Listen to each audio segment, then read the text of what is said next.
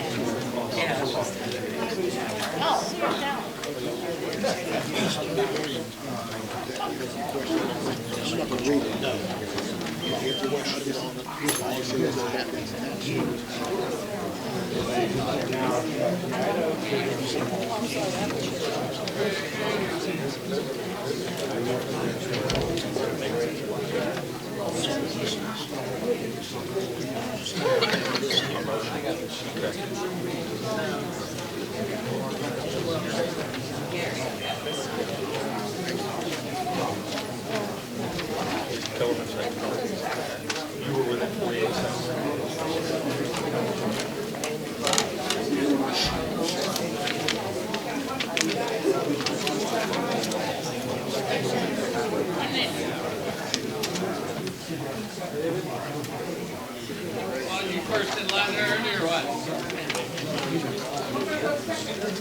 You second? Who's on me?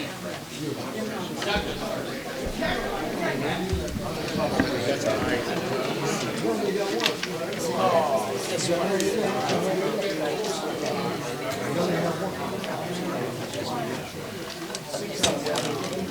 Ron, did you check if we got any notes? I did not look.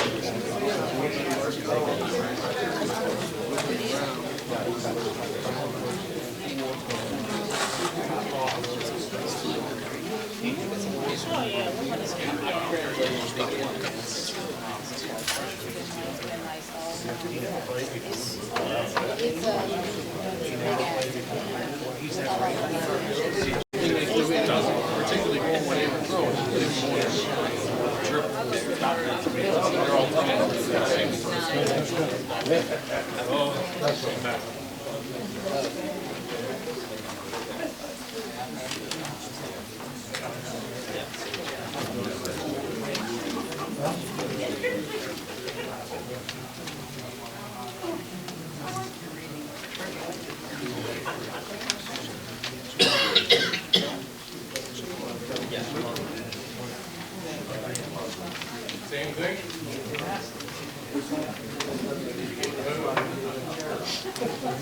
Bring it back.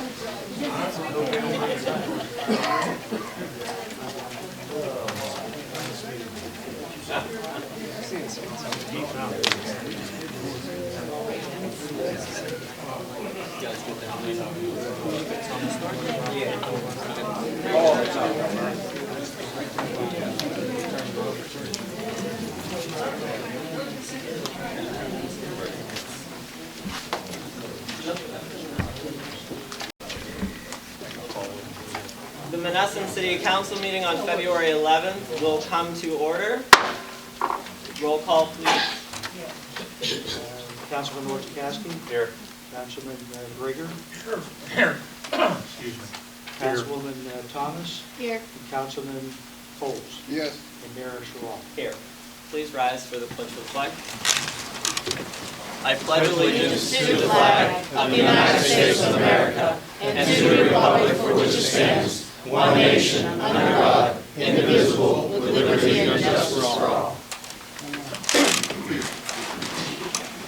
Our minutes are largely complete, but due to the public comment, we're verifying to make sure all of the public comment is accurately reflected in those minutes.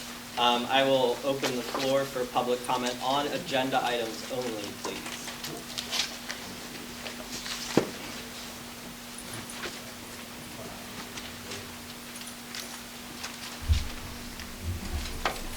Ron Moser, 25 Colonial Drive, Monessen, PA. Just a couple real quick questions. I see here, and Mayor Shaw has a motion using some of the Arsenal grant money. Just out of curiosity, what was that grant money? When did we get that grant money? How much was it? I am not sure. That's from DEA seizure fund and Arsenal grant. I believe it's $10,000. It has any restrictions associated with it? Very good, okay. Yes, it does.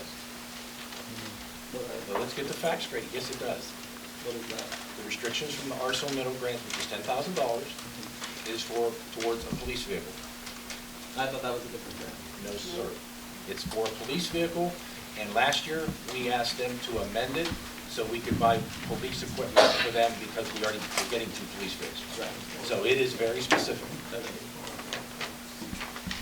Did they approve that amendment then for? We sent a written request to Arsenal Middle, and it went to their corporate office, and yes, they approved it. So there's no limitations outside of being police equipment? No, it has to be specific to police equipment. They have to approve, yes, they have to approve. They have to approve. That's correct. There's another motion that kind of concerns me a little bit, motion 7, also Mayor Shaw. It's a motion to recognize and declare the position of city treasurer and city controller vacant. Those are both elected positions, and I think the way I read it, and I guess that's why they have courts and everything else, but when an elected position is an extremely valid thing in the state of Pennsylvania, and the only people that can remove somebody from office in an elected position is the governor. So I will let the solicitor explain that. The concern, particularly with that one, is under the third-class city code, there are requirements, qualifications that have to be met in order for somebody to validly hold that office. I'm aware of those. The 2 that were the concern in this situation, and it's not uncommon for these not to be familiar because these were just recently added in when the third-class city code was re-amended in 2014, I think, or 2015. The 2 things that have to be submitted before the oath of office is taken is the affidavit of residency and a bond. And so in the situations where those aren't provided, those are qualifications for office. The code requires when those aren't submitted within a certain period of time. I mean, after somebody takes office, before they're sworn in, they have 14 days to submit that. If that's not done within that 14-day period, then the code requires that that position be deemed vacant. And that's why that's on the agenda this evening. I didn't read all that, but that's fine. Just out of curiosity, it seems to me that it would be to the council's best interest to work diligently to assure that the controller and the treasurer are, in fact, bonded and meet all the requirements. And if there is a problem with them not meeting those, that should have been brought up a long time ago and should have been addressed. And it should be addressed as soon as it isn't brought to somebody's attention. The motion number 9 is a motion to appoint Ted Harhide to the vacant position of refuge authority. Was that an advertised position? It was advertised last year and the position remains vacant. It was not filled. Last year? And we closed those positions. We advertised them for 30 days. Last The whole year. month of last year, November. Candace Kelly, I believe, reapplied. I think she was on. She was the only one for the refuge. Am I correct, Lois? Yeah, you're correct. She was And then we turned around and we appointed her back. Okay? I have a hard time understanding how we can just open it back up because of something that happened last year. I mean, I don't have a problem with opening it back up, but I think it should be advertised again, and people should be able to put their applications in, and then council should be able to interview them and ask them questions. After a year. It was November. It was November when it was November to December that we advertised. Oh, that one. So there was 2 open spots or just 1? I honestly don't remember. I thought there was only 1 open spot, and she was asking to get reapplied to it again. No, they've had this vacancy for a while. But that's possible. I And can't say I there was only remember. 1 person that applied for it to be reappointed? Right. So what's the big deal? That's wanting to give me 7 months down the road. I mean, at least everybody should have the opportunity to go for that. Down the road? I'm using it. Going to be specific? Okay, a couple months down the road. All right. Then I think everybody should have that same opportunity to put their name in. And I'd have to ask the mayor, council wasn't even told or talked about on this. I didn't get an email saying, hey, where's the position out here? Somebody's interested in it. Do you think we can do it?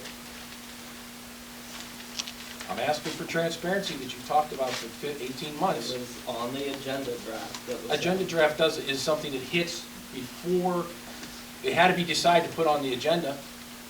Somebody decided, or a group of people had to decide and say, ooh, I want this on an agenda. This sounds realistically. So how did that happen? How did the minds to be decide to put something on an agenda the two of us knew nothing about? Yeah, again, That's happening a lot. And I would say if you guys sent an email out to everybody and said, hey, we're considering Mr. Harhide wants to get put on for the Refuge Authority, there's a second position that's never been filled, we're going to put this on the agenda, then, hey, there's nothing, either I complain or I don't complain. You put it out there. That doesn't happen. It doesn't happen and all of a sudden it pops up on an agenda. This isn't a dictatorship again. yes it You're is. supposed to, everybody's supposed to, and we've tried, asking open communication again. I know I've sent emails every day. I know Lois has sent emails every day asking for stuff. Getting no responses, almost never. Mr. Witt has replied to us a couple times. Mr. Greger replied to me one time or something. Multiple The times. dictator. I don't know exactly, but it doesn't. The point is, nobody is communicating or saying what's going to be on this agenda as a whole, and council's supposed to address these things as a whole, okay? You're a minority. And that's okay if the majority votes to do X, Y, Z, and I'm in the minority. That's life. That's the way that's the way politics works or government works. We all know that. But to have no input in what goes into agenda is just plain wrong. Sure. And none of you can stand up here and tell me anywhere in this country, legally or anywhere else, that that's the right way to do it. That's right. Anybody tell me, where in this country are you allowed to do and put an agenda out with no input from the body that's supposed to control the agenda?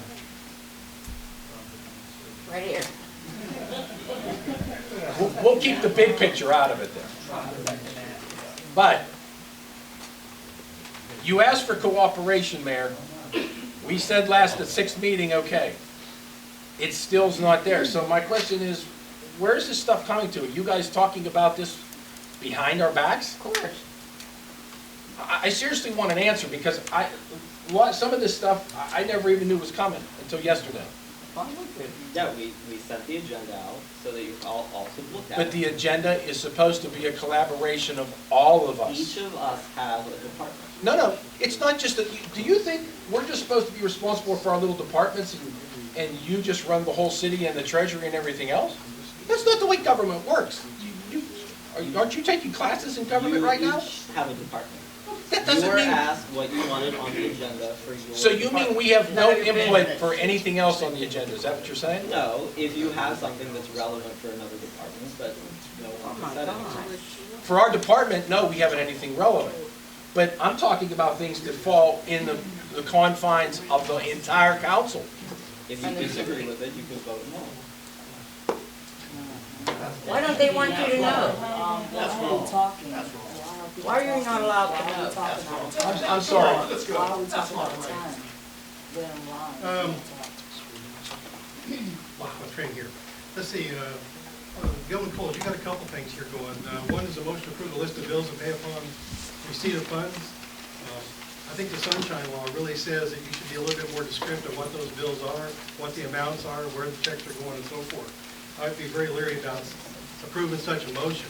That'd be kind of like Mayor saying, I want to approve a list of all the amendments I'm going to do today, and that's the end of that. You know? If you're done with your question, you'll hear my report before you leave this Thank you. building. Does that satisfy you? Thank you. Well, that is a question. Is Did there- did I answer your question? Okay. What is your other question? The second one is talking about the TAN note update. I guess I'm a little bit concerned. As a taxpayer, not all of us are taxpayers in here, I do believe. I hope so. I hope I'm not the only one. I feel like it sometimes. But that's beside the point. I happen to know what kind of money that was in the account at the end of the year. We have lots of different things going. We have general fund, parks fund, liquid fuel, line use, liquid fund, library fund, and so forth and so on. But yet we continue to make payroll on and on. And the amount of money in these funds just doesn't seem to justify, how are you doing it? What is the balance of the checkbook right now? Well, you know, there's a lot to this. Let's use the number of 10. When the Mavrekas administration took over, it was, let's say, was rated at 10. The first year it came down to maybe, I'm just hypothetically using these figures, to maybe a 7. The second year it came down to maybe 5. And it came all the way down to 2019 with a rating of 0.0.7. I understand that. That happened under the Mavrekas administration and this man down here that was the acting mayor at the time. Ask him some questions about that. You should have I'm been just there. asking. what Don't worry is the about where I balance- should have been. Well, you should have been. And you know why I wasn't here? Because I'm not, That part. Excuse me, but really what I'm really asking is, we've been operating without a controller for 2 months now. The taxpayers have no idea where the money is, how much money the city has, or anything else. And I think somebody's got to step up to it. Do you know what the bank account is? How much money we got in the bank right now? you know, I don't know, and I said the last meeting that maybe you and other people are expecting miracles, but we are working on That's the a simple thing. It's The not a bank statement simple comes thing. You people have complicated things so hard down here that you know what it takes to untangle things? And there's more yet to come about like what I'm saying. out. Like here, for an example. The 2019 budget was closed out by this man, the supposing acting mayor. His signatures on the figure. You got me down for 2019 that you paid me $2,800. No, it's in the budget. Where's the money at? That's the budget. It's not the, but you would have got me in that you paid me that money. No, there was money allocated for you. You chose not to take it. It still Well, stays in the budget. where is it at? I didn't It's in take the general it. fund. You see, this is all, folks, this is all part of what needs to be straightened out here. And it cannot be straightened out in 35 or 40 days. For the next budget. I'm trying to answer your question in a way. It takes time to do the things that needs to be done to get things where they're understood. If you understand that, you'll understand that we need time to do this. And we're working together on things. Can't be done in 45 days. 18 months you guys weren't here, so where the hell were you at for 18 months? I You appreciate know that, why, but the question whoever was that how is, much you know, money for we have in the 18 bank. months I wasn't Simple here, question. you can't, well, whatever, mister, you can't accuse me of anything. You are elected to do a damn job, do it. 18 months you weren't here. I'm doing it now, brother.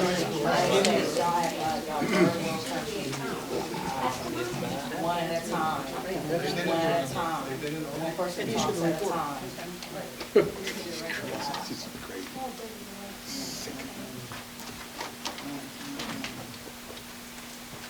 Hello, I'm Tina Odell, 1253 West Traver Street. I have a couple things about the agenda. Talk louder. Sorry, I'm not very loud, but my question is on appointing Ted Hardai to the vacant position at the Refuse Authority. Wouldn't that be a conflict of interest, being that he works at the dump? That's the question. Who works at the dump? Ted? He is something at the dump, yes he is. When did that happen? When did that happen? When did he retire? Yes, he did. He's a consultant. He's a consultant? That's not. Oh, yes, he is. No, it's not. That is true. Oh, yeah, it is. He's a consultant for the dump. He's a consultant for the dump. He is, I can say what you want. It's the truth. Anyway. Question? You say he's a consultant, and you have proof of this? I'll get some of it.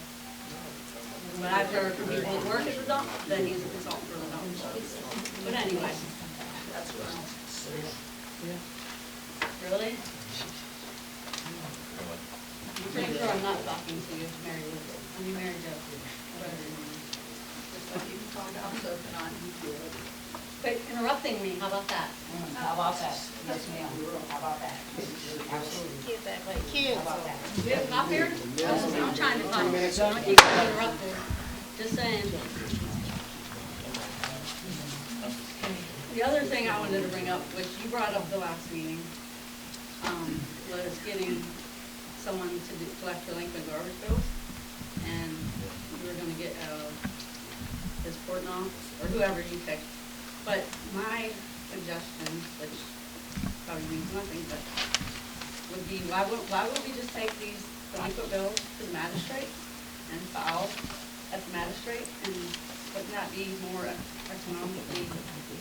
Actually, no, it would not. Well, at where I work, we don't use a collection agency, we do it through the magistrate, because the people that you're taking have to pay the fees, not you. So we wouldn't pay anything. Like, the people that you take there have to pay that. That's the same way it's gonna work here. But we're actually gonna go after, But you usually have to pay collection agency fees. there is a fee, but it gets taxed to the bill. And it comes back, it's back to the city. Okay, and one other thing.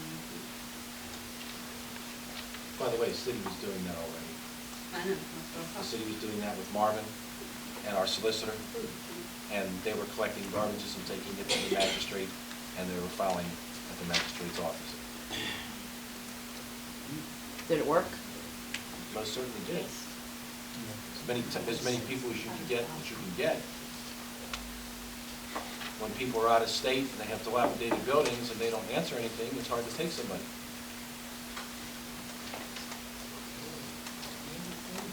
My other thing, I don't know, it's really, I don't know if I can say it now or if I have to wait till after, but it was on the last agenda about hiring someone to do the payroll. Who was hired to do the payroll, like a person or a company? I'm sorry. Who was hired to do payroll? A company or a person? When? Last week, wasn't that on the agenda? No, they got paid. It's I had on- to leave. It's on the agenda this time. Well, my question on that is, isn't that a union position? It is. So can we hire just whoever, or does it have to go through the union? The solicitor got written approval from the union. Yeah, we confirmed with the union that that was okay for a temporary person to be hired as a contractor to perform the payroll functions for the state. For temporary? And when, is there gonna be a time period? 1 or 2 months was what the discussion was with. All right, thank you.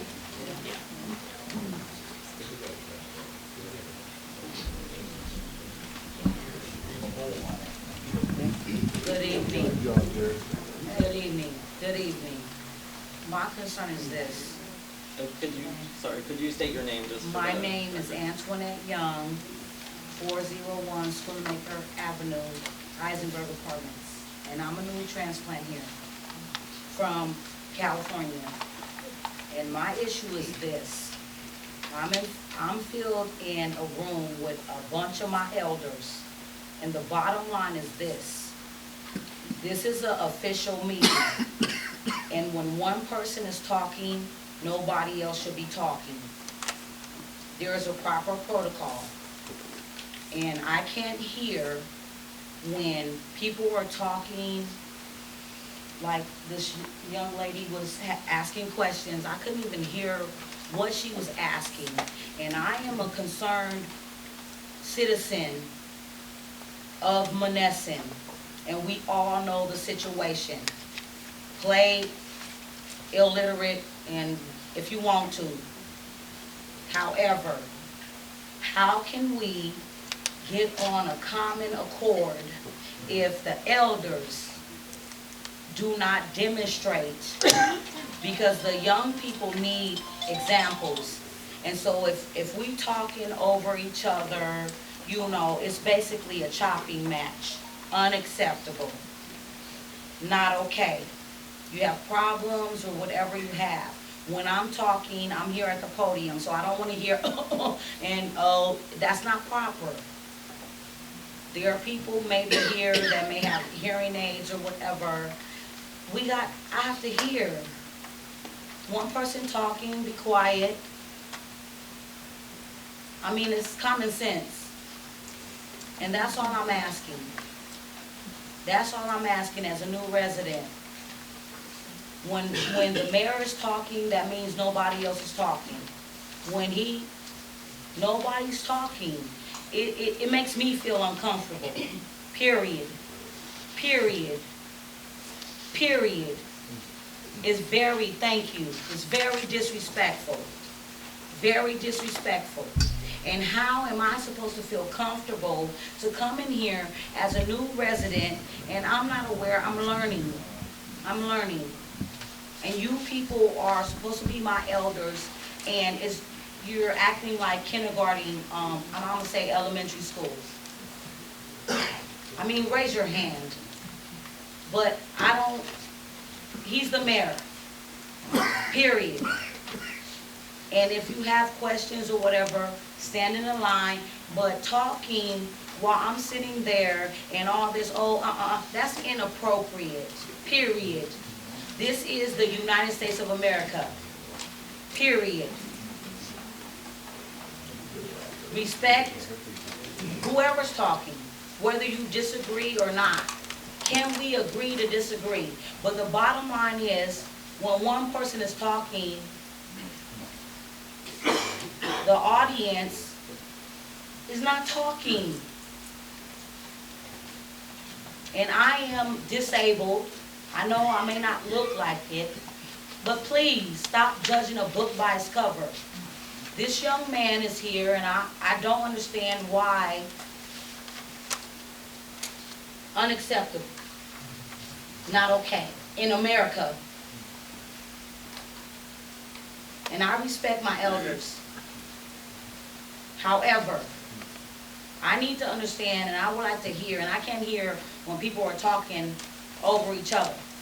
Period. Thank you. Thank you, Ma'am.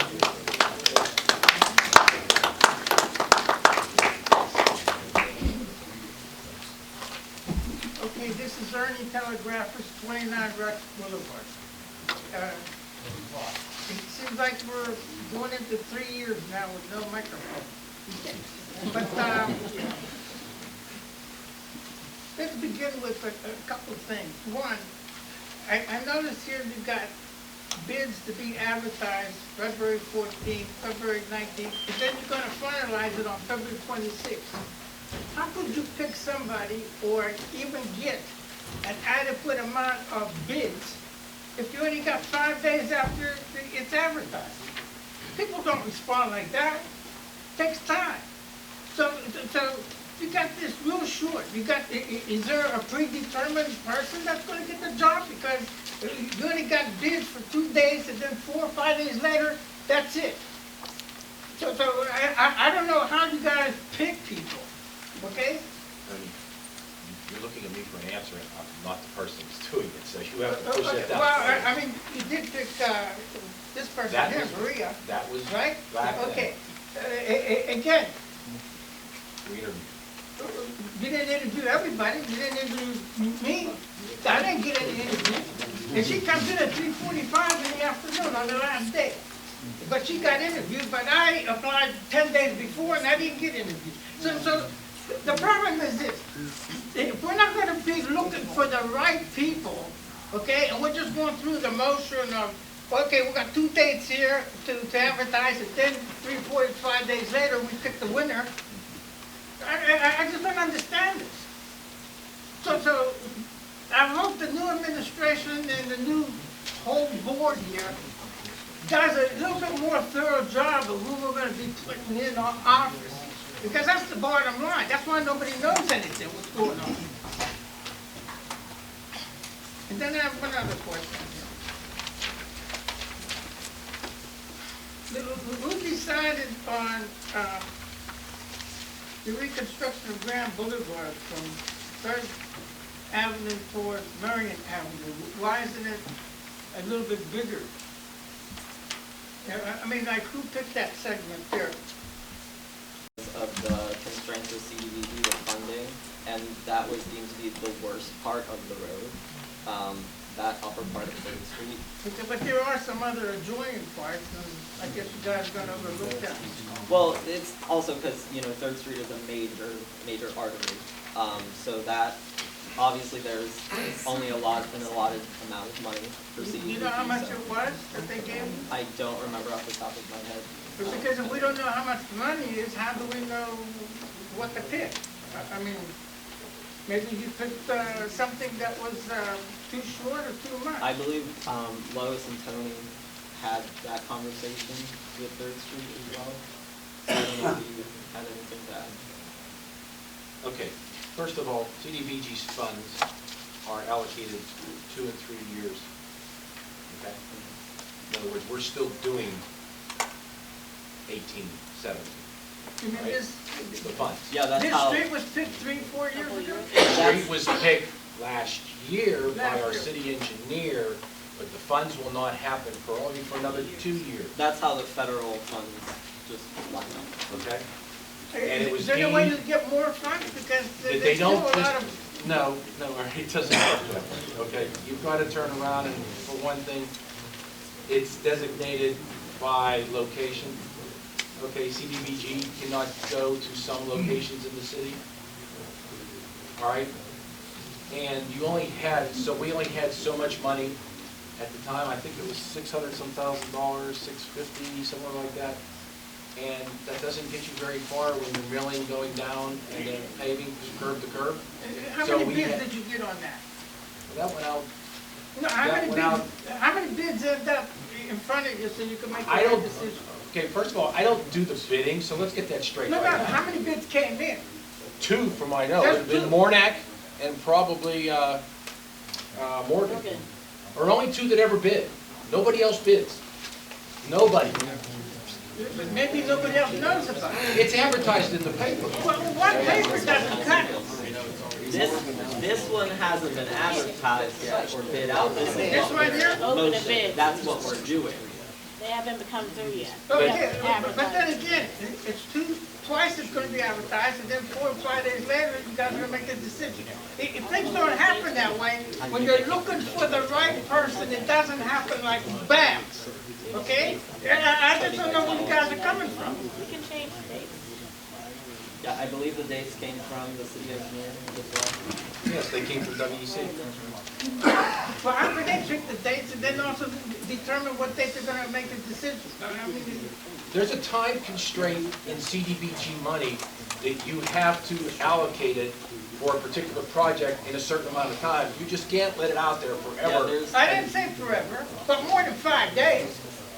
It doesn't happen overnight because, for one thing, usually it's at least 30 days before council even effectively does anything with it, any action with it. We just gotta be on cue here, okay, of what is proper to do business.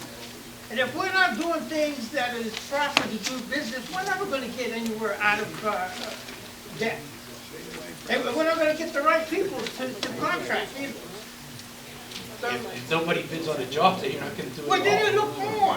You don't just sit there and say, I gotta go down with it. Ernie, what he's trying to tell you is in this case, you have a set deadline. You have to get this out, and it has to be done inside of this deadline. If you don't do this within their time frame that the government set, you'll lose the money. Okay, can you start advertising earlier? That would be up to the engineering But somebody firm. should talk to Let me the finish, engineer. let me finish. Yeah. That would be up to the engineering to get this all done in a timely fashion. It doesn't happen overnight. I know that. And we're on the same page here, you can mark it on the calendar, telling you now we're on the same page. This is the way the government works, whether you like it or not. Well, you gotta get more elbow room in there so you guys can make the right decision. Trust me, I wish we had it. Well, you guys gotta put, you know, The government, apply pressure the back. government tells you your time limitations. It's in any grant program, you have to have things done in a certain period of time. And if you don't fulfill all the requirements, follow their guidelines, you lose it. Okay, I'm, I mean, that's grant money that's being spent. And Ernie, you know what, I think it's actually more than 5, because it's gonna be advertised 2 days. If you look at it, it says they're gonna advertise on the 14th, so there's 5 days until the 19th, and then they're gonna advertise again on that 19th. Yeah, and then it's 5 Right, days right, but later. it's probably close to almost 2 weeks probably. Well, 10 days. Right, right. 10 days. Right. My name is Patty Franklin, and I live on 1509 Mellon Avenue. I'm fairly new to Monessen also. Can hear you. I'm fairly new to Monessen, about 5 years. I've been to Northern Virginia and I worked for the federal government for 31 years, and I was in Human Resources Office for 31 years. But I'm hearing about what you're doing in hiring people. Do you have an HR officer sitting in these meetings? Are you asking the individuals that apply the same questions? Do you have a minority rep? Do you have a female sitting on that board also? It could be a female and a minority together. But the way you're doing, sounds to me, is you're doing it by who you know. You're picking it by who you know that's being put in the office. If you want to talk about having a big problem on hand, my suggestion is you run the vacancy for 2 weeks. You give everybody the opportunity to have the same questions asked, and you have people sitting on the board, not just all of you. Have somebody else do it. You don't, let the HR person pick who should be sitting on the board. I will tell you, in the past, we do not have, and today we don't have an HR person. You're absolutely correct.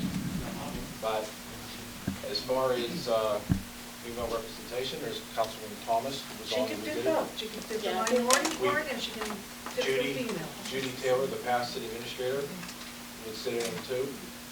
Our solicitor, Joe Delfonso, sat in them also. And we drafted, by his request, a set of questions, and they were asked to every individual exact Okay, same and then questions. how did you come to the conclusion of who's to be selected?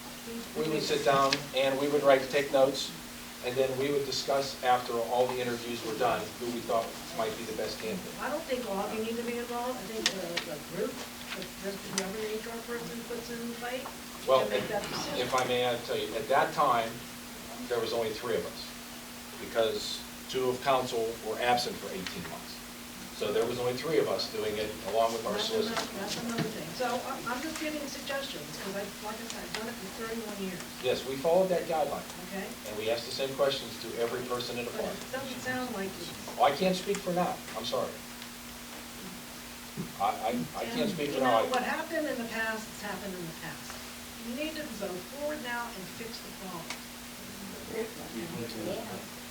That's the problem with the United States. Everybody points fingers at everyone, and it doesn't get anything accomplished. So, like she said, be a grown-up and start fixing the problem. I've never seen streets this pitiful. I just had to get my car front end line because of the damn roads. That's pathetic. It's pathetic. So let me tell you something. Get your head screwed on right, act like an adult, and fix this problem.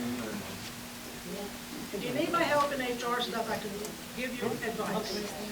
Now, how can someone get in touch with you? What? How can someone get in touch with you? I can give you my phone number. If you don't mind, if it's not too... I can sit down and talk with all of you if you want me to. I just think it's pathetic that you all sit there and fight over stuff when you should be working on what's the problem Your there. last name, how is it spelled? Frankowic, Francowic.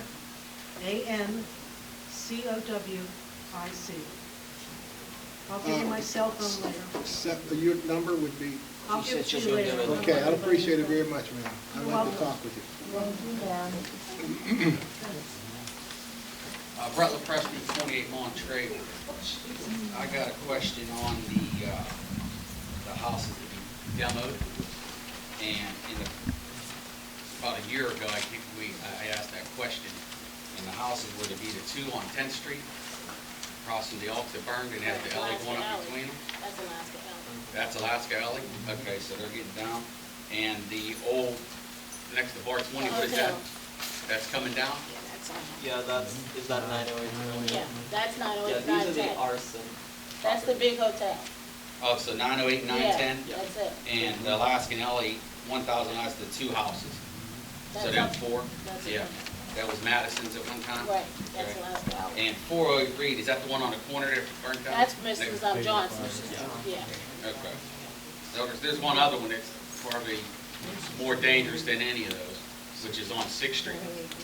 Going up the hill on the left, the whole front of the house is gone. That's good. And that one guy that lives there, I think his name's Mike, at any time, that could fall on his house.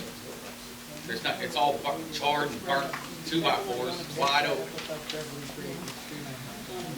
Yeah, when you go on the left, that should be done before any of those. The most dangerous, with him living next door. No one lives next door to the, next to the other one, so if it falls, it's gonna fall on the empty lots and everything. I think we should do that first before anything. One more thing is, the people that are delinquent on their taxes, would Waste Management help out in getting that money somehow? Have they done that? I mean prior- garbage tax. Like putting, like leaning or Yeah. something like that. I'm not sure if it's been done before, do you know? That's the refuge. I mean, it's something we could find out about. No? All right, thanks. Can I say something?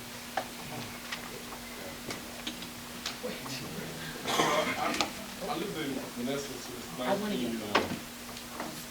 since 61, and I left town. Who are you? My name is Pino Sam Flynn.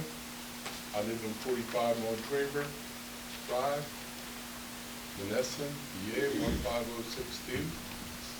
Okay, and I have an issue. The issue who's simple. Number one, you need a new PA system. Yes, sir. People back there can't hear it. Yes, sir. I mean, this one thing here sucks. Yes, sir. Okay, but here's my issue. We can't hear you either. And I think the police department is doing the best job they can, but I think they need to issue some tickets in terms of Montrever plant, not only Montrever, the rest of the damn town. I mean, people are just going the wrong way. If somebody hits my ass, believe me, Edgar Snyder is not gonna be big enough. Because if you think you're broke now, you're gonna be well broke. I'm gonna make sure to that. So I need that to be taken care of. The other part that I want to touch on, what you said there, collecting garbage, and I know a little bit, not much, just a little. If you guys deal with what's going on waste, they'll collect the money for you. And then they'll give you a kickback that you need. At no cost to you. And they know that people that don't pay, they know not to pick up the trash. Now, I was in the trash business for only 20 years, so I don't know much about trash. Like paying somebody to collect trash, that's bullshit. That's all I can tell you. I think this Monessen can grow to be a nice little town, but it's deplorable. It's deplorable. I talked to the mayor about 15 months ago. I didn't care what he was doing. I supported him when he ran the first time. Am I supporting him? No way. You have them for 18 damn months. 18, you and you. And then you come back and tell us how the lousy job they did. I'm sorry, they did your job because you didn't show up. And mayor, to you, you're in charge of the police department. Nobody's gonna harm you. And I've told you that before. You got all the Jews in the world. But you chose not to show up, for whatever reason. Okay? So now you question the people that were in the town for the lousy job they did. They did a better job than both of you guys because you weren't here.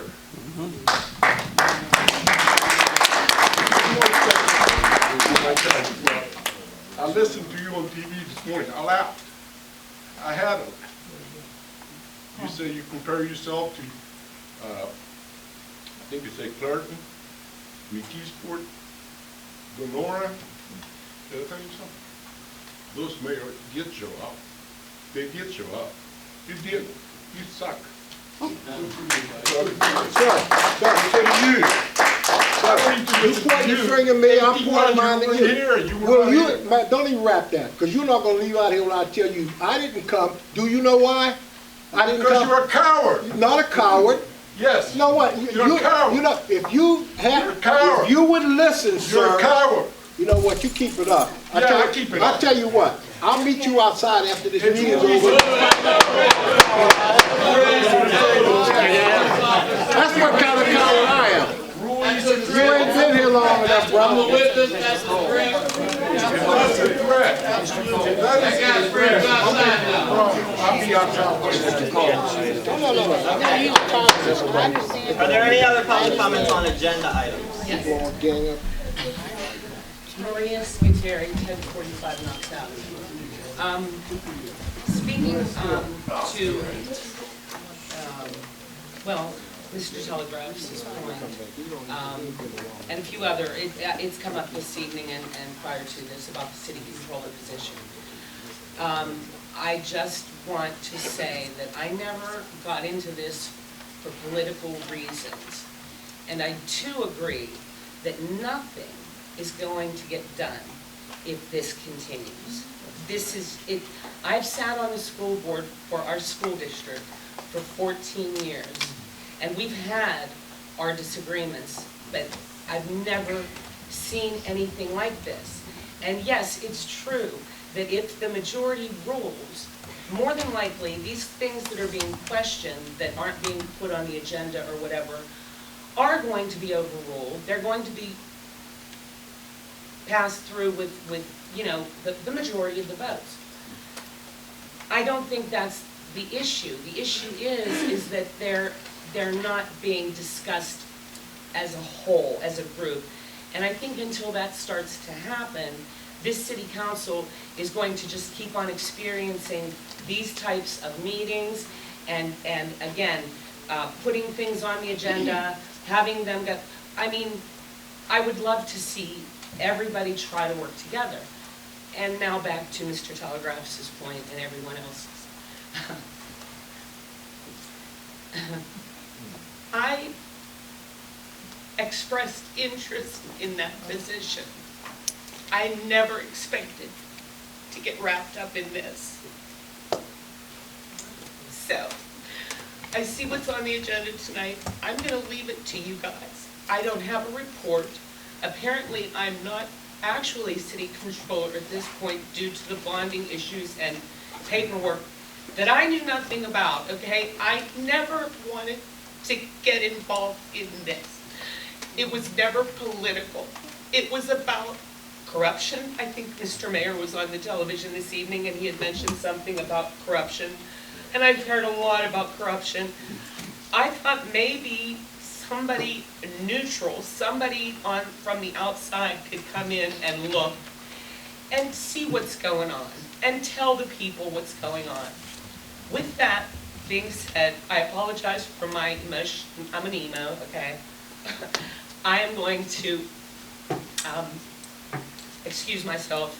You all have a good evening. I hope it's a productive evening. And whatever you decide.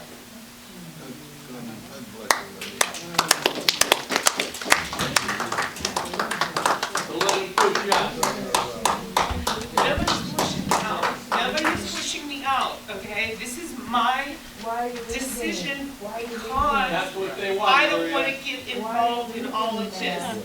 So they can decide what they're going to She's do, not, and then I will Maria's not follow leaving the its position, instinct. she's just waiting for them to appoint her back into the I interviewed for the position. position, I was offered the position. She's not leaving I it. accepted it. Right. I didn't expect any of this. And again, I apologize. I'll wait and see what you all decide. Thank you. Thank you. See, that's bullshit. So Mayor, I have a question That's on bullshit, if I and may just ask. keep doing the same crap. God, I'm disappointed in you. Okay, Mayor, I have a question, and I have this directed at the solicitor, too. We have on here a motion to remove them both, and then we have a motion to put them back on. Why can't we just forget all of that and just let them get bonded, okay? They've already been sworn in by law. Wait a minute. They're already sworn in. Because they're not bonded and someone didn't write an affidavit, yes, I know it's in the third-class city code, but let's go back to something. And I'm not going to start throwing things here, but let's be realistic here. this is asinine to do this. One. Two, how many years did Wayne do this job? Oh, How long? 10, Okay. 12 years. 12. Do you know if he was bonded? Guess what? Oh, Okay? So, is it something that needs to be done? Yes. Is it something that we have to go through motions of saying, no, you've got to go, oh, yeah, come on back? And have people like that go through that? That she, when we put her in that job, she had a desire to really make a difference. So I'm asking this council to forget all those three motions that are out there and just move forward, get them both bonded, make sure they have their affidavit of residency, which she already does. They're already legally sworn in, and you can't remove them even if you want to by state, by a court. Am I correct, Mr. Witt? Well, no, because the swearing in wasn't even valid, so that's the. Okay, but again, why are we doing this? Well, the third class city code requires those positions to be deemed vacant. And that's specifically in the code. But we're making a mountain out of a molehill. I mean, I understand, but just to make sure, and what also that does is it sets the procedure that there's 14 days now that then they can get their bonding and their affidavits. But the bonding was something that the city should be doing for them. The city has always paid for that. And that's how it should work. So what is their 14 days? That's up to the city to take care of that, not them. The third class city code that says that they have to have their bond in place within 14 days. But that's it's not within their privy to even do that. That would be up for the city to do it, Mr. Harhide to do that. Well, they could get their own bond on their own. The city pays for it. It does. So that means Mr. Harhide would go out and make sure he secured bonds for They that. could get their bond on their own and then request reimbursement from the city. Well, I But would do still that if the within, financial situation were. still within the 14 days. So what is the problem with the city paying for both of their bonds, making sure Jerry has his letter of residency? This is done. It's off the menu, it's done. It doesn't have to go any farther. Once again, the code requires that if somebody doesn't have their affidavit of residency and their bond in place before they're sworn in, that they're not qualified for office. It requires also that if somebody doesn't have that within 14 days of when they're supposed to be sworn in, that the city has to declare those positions vacant, and then they have to take those steps to fill those vacancies. That's why those motions are specifically on there to make sure you're complying with the code. Once again, I don't have a dog in that fight at all. The key is making sure that it's done correctly. And that's my responsibility, is making sure that we're following the third class city code to exactly what's here the required. first time when she was hired. Who was? He Could I was. ask why the bond was let go? Okay, he was, not those guys up The there. bond, there was a bond here for years and years that I'm aware of. I got no clue. Why- I'm not bonded, I don't get Why, bonded. I mean, I don't have a clue. you were the deputy mayor, you were the That's what I said. financial, Okay. okay, you were. Why, when did the bond, why was it allowed to lapse? The bond of the city? Yeah. That didn't lapse. For the positions. Yeah, we're talking, the bonds of the city and the positions are two different things, Don. No, the bonds on the. The city's treasury. bonded. The city has been bonded or couldn't do business. Well, what happened with the treasurer's bond? I'm not in the Treasury Department. I'm Well, not you putting said- Jerry on the spot. I don't have a clue. So you're saying that it was Jerry's responsibility to make sure it was bonded, and it was the city controller's responsibility, not the city administrator. I don't know what it reads. I don't deal with that. That's not my responsibility to take care of. You seem to, and I know where you're gonna go with this, that you're gonna say, Tony, you were deputy mayor for 18 months, and everything that happened, it's under me, and God, if someone went to the bathroom in the wrong place, I should have known No, I'm about not it. concerned when someone goes to the bathroom. But I what am- you're concerned about I am is- concerned with when the treasurer's bond was allowed to lapse. I am concerned when the controller's bond was allowed to lapse. I don't know if Wayne, when that happened. I got no clue. How would I know? Then how would he know? How would the city administrator know? You're saying that he should have been responsible for making sure it was bonded, She came to him and asked him to get bonded. and then when he checked, what did he find? She wasn't bonded, so get him bonded. That the bond was allowed to lapse. Do you remember when that was? The bond didn't elapse because it was a new person. Excuse me, I'm asking the man a question. It was after 14 days. No, when did we not have a bond any longer? No one knows. 2 years ago? 2 years ago, 2 or 3 years ago? That's before you. I wasn't in office. No, you Well, weren't. Lou was in office, right? Again, I'm not casting any aspersions No, on I'm just saying, Okay. Lou was in office. But- Who asked the question? But the thing is. Here's my thing, it doesn't matter. it doesn't So let's matter. get it done, okay, that's That's the all thing. it is. It doesn't matter, it's not, it hasn't been done, let's move forward and get them bonded. There you go. That's it, let's not worry about who it happened under, what happened, let's get it done and move on and get it done. Because we're wasting time fussing about who did it, who didn't do it. It wasn't done, let's get it done and move forward. There you go. Plain and simple. Stop all this mess, let's get it done. Common sense. Let's get it done, stop Get the her done. arguing. Get her Goodness. done, Lois, get her done. So we're gonna move forward. We have unfinished business.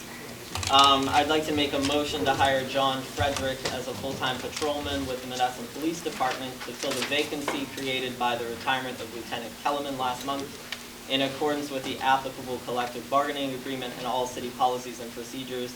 And it has been verified that he has met all the qualifications with the civil service. Do I have a second? Second. Any more questions? Call the roll. Councilman Grigor, Aye. Councilman Thomas, Yes. Councilman Nichols, Aye. Councilman Orchakowski, Yes. Mayor Sherrod. Yes. Motion carries. Okay, new business, Mayor and members of City Council, I have two reports this evening.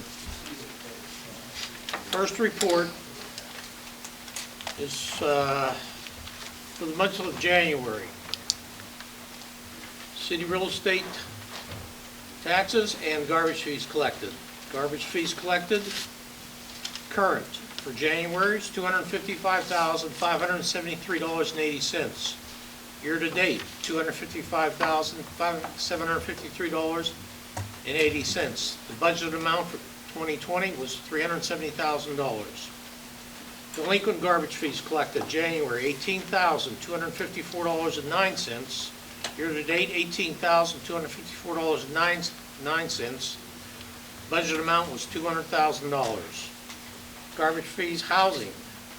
Quarterly payment, we received nothing this year.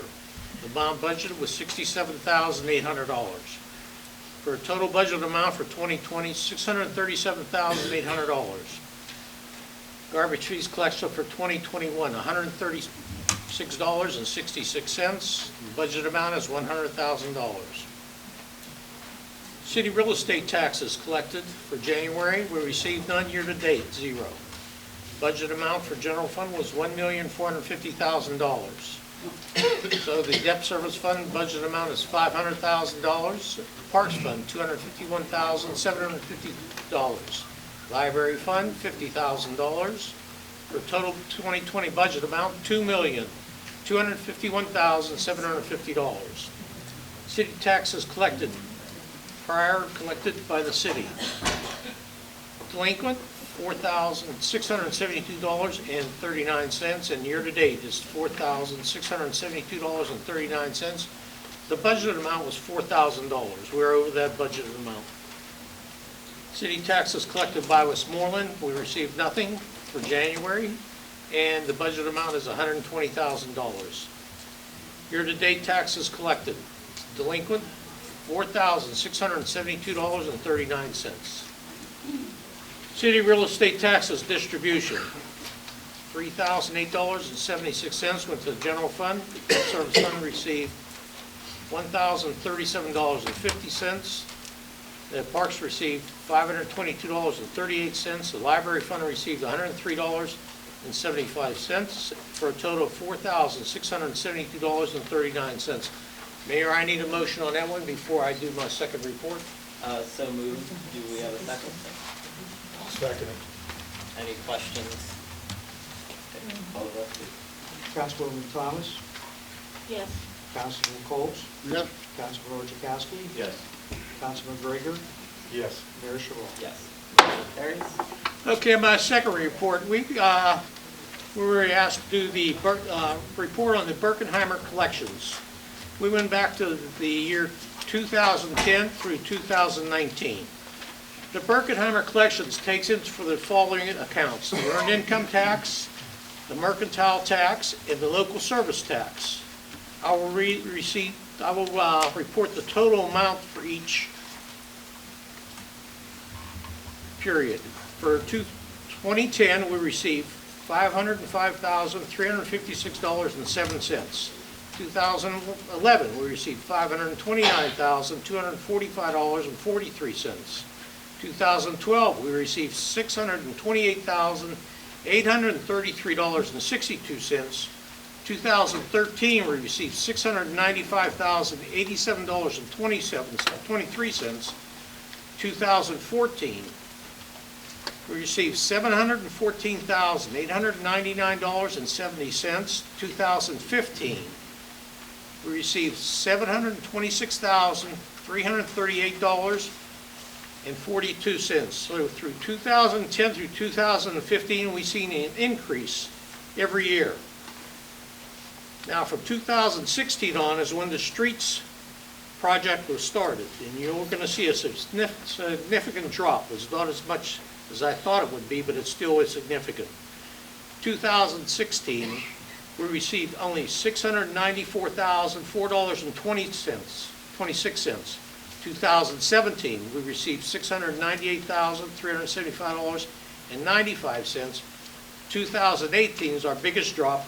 We only received $645,869.19. In 2019, we went up $674,187.96. Mayor, that concludes my report for the Birkenheimer collections. Thank you. Okay, I issued a proclamation for Charles Keller for 50 years service with the Monessen Fire Department. So if we could just give a round of applause to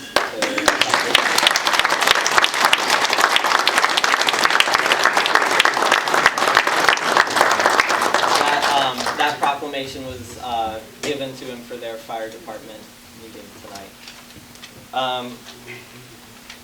Resolution 3 of 2020, a resolution by the municipalities certifying provision of local match for state operating financial assistance with local funds in the amount of $4,932 for the Mid-Mon Valley Transit Authority. I make a motion to approve this resolution, Resolution 3 of 2020. Do I have a second? Aye. Is there any questions? Call the roll. Councilman Coles? Yes. Councilman Orchakowski? Yes. Councilman Grego? Yes. Councilwoman Thomas? Yes. Mayor Sherrod? Yes. Motion carries. I make a motion to ratify the purchase and upgrade of police department computer system paid from the ArcelorMittal grant and asset forfeiture funds earmarked by the DEA. And I will ask for a second first. Second. So I have, I asked about the concerns that council had at the last meeting. So I just wanted to read this. So this is from the police department.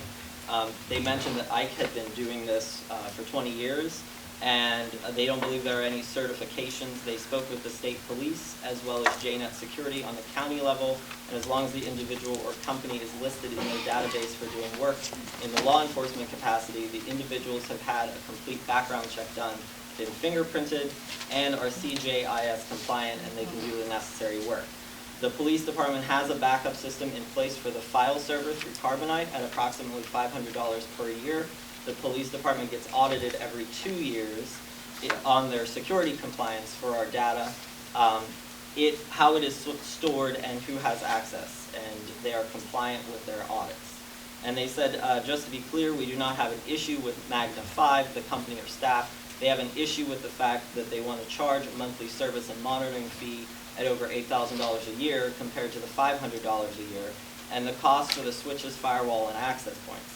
Also with the service costs, if needed, they are charging $165 per hour during business hours, time and a half after business hours, and $85 travel time if they have to come here. monitoring fees cannot be taken from DEA seizure funds. And they reminded us that they're told all the time about the city, the possibility of the city not making payroll, so they figured $500 a year seemed much better than $8,000 a year. And they provided me with a quote and letter of engagement that they emailed. I'm sure council has that. If not, I have that here from the police department.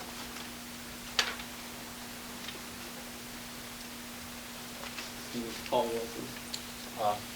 Councilman Orchakowski? Excuse me, I did ask for questions on the motion. So Mayor,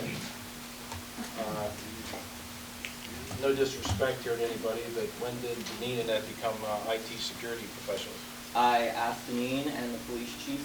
When did they become IT security They professionals? spoke with the company, and I asked them. What company? Magna 5. Okay. They spoke with them. And what's the problem? They feel, and I feel, that it is too expensive to enter into that contract.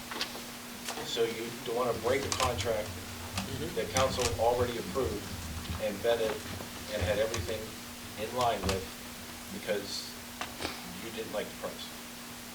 It seems like it's not just me, and I believe the solicitor spoke with, did you speak with, in regards to the contract?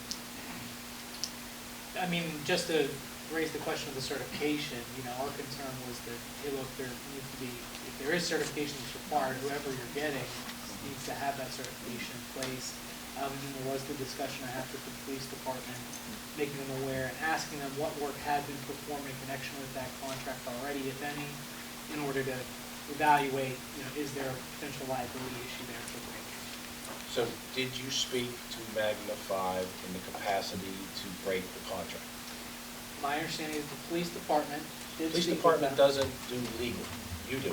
I understand that. You but they're- represent council. The police That's department absolutely does not. right. They're permitted to do fact finding though, and that's why I specifically asked them to reach out what had been done or hadn't been done yet. So did you or did you not reach out to Magnify with the current contract we have in place to see if the city could break it? I personally did not speak with Mac. So nobody has legally. I mean- Nobody representing council has. The police department, who are part of the city, has spoken with The police Mac. department reports to council. That's right. So And I again, asked them to speak with Magna 5. but nobody is out there speaking about a contract that's hanging out there. It's a simple question. I don't understand that question. What's the question? We have a legal contract with Magna 5. So what's happening with that legal contract? There's termination language in that contract that the city would then be taking advantage of. And paying any fees or damages if And need be. that's why I was specifically asked for the police department to confirm what work had been done in connection with that contract up to this point. And what work has been done? There wasn't any work that had been done. Somebody had stopped in potentially to install something or review something for installation, but there's been no work that's been done at the police department on that contract. But there's been equipment ordered. There's been equipment that's ordered. We had requested a specific listing of equipment that had been ordered. Nothing has been delivered at this point, so that's the only issue. But you received a bill for the equipment. I mean, I can't speak as to whether there was a bill received. Did we receive a bill? I don't know. There's one. Do we have that bill? John? We have a bill, and we were overcharged about 3 times the level. I didn't ask you about that. I asked if we had the bill, sir. I said we had the bill. Where's it at Bill here? had the HP Sir? Charged triple. Sir, I'm not asking your opinion. I'm asking you where it is. I know where it is. I signed it. So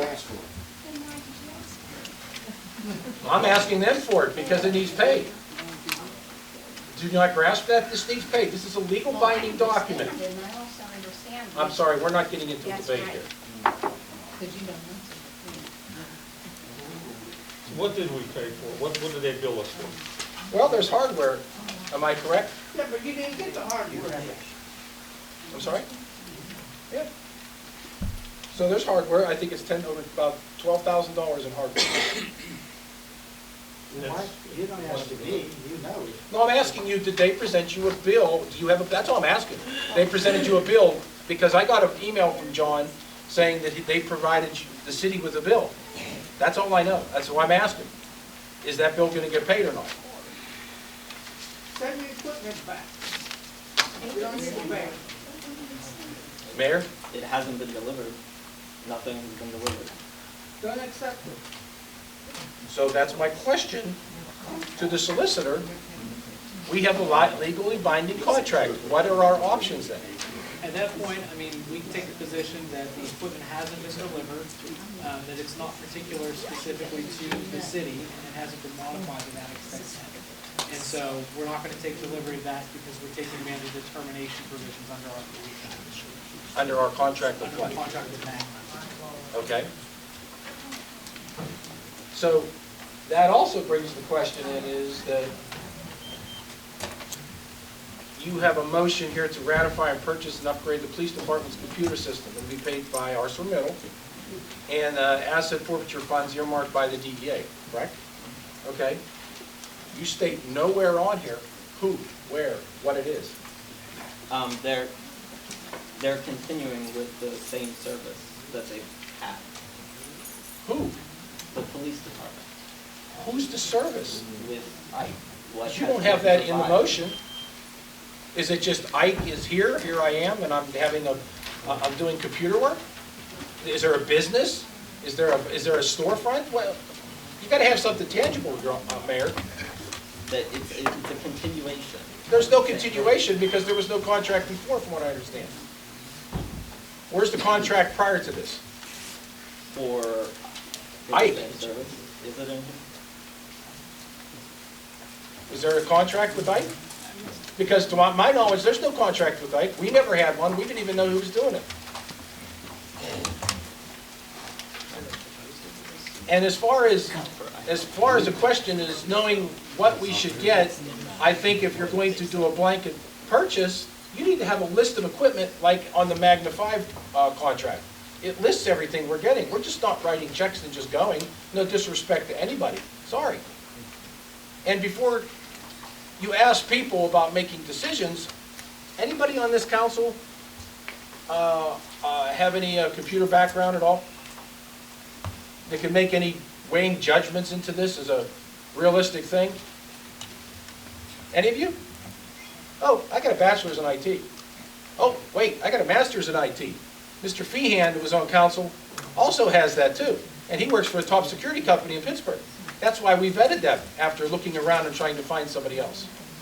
So when you guys want to sit there and some of you tell me my years and 25 years of experience didn't weigh into this decision, please tell me where your experience is at. Would you want people... How many bids did you have, Tony? 3. 3 bids. That's another thing. We requested 3 bids on everything we always did. Where's your bids?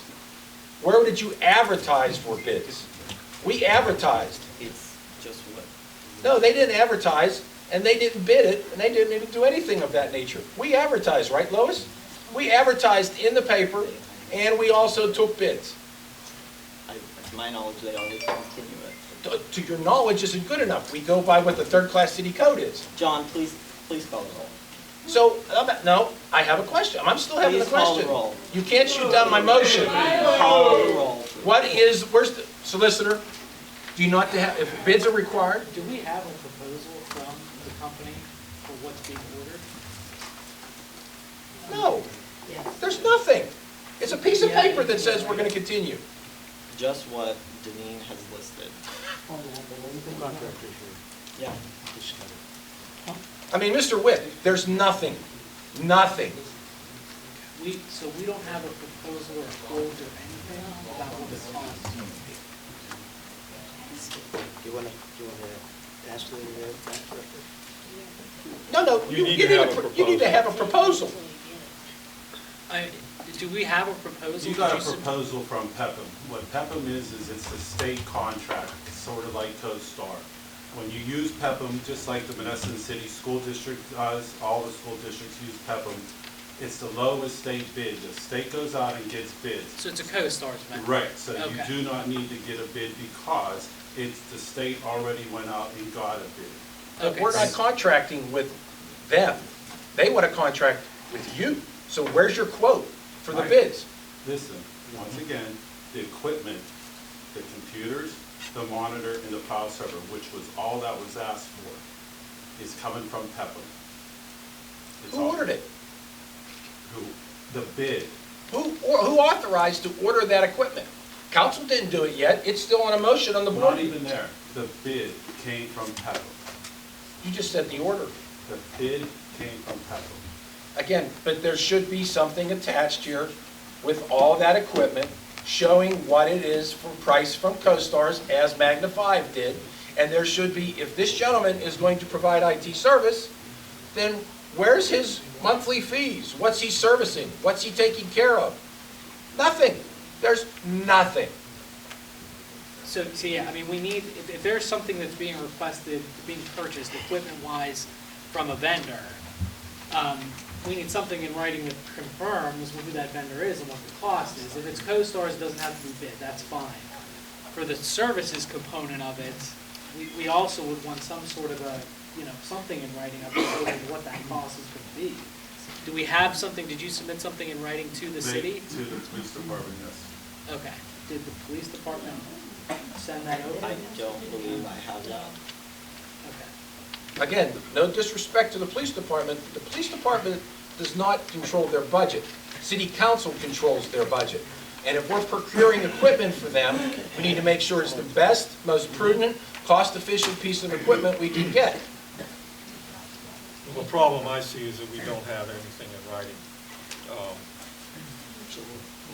We'll have to get that.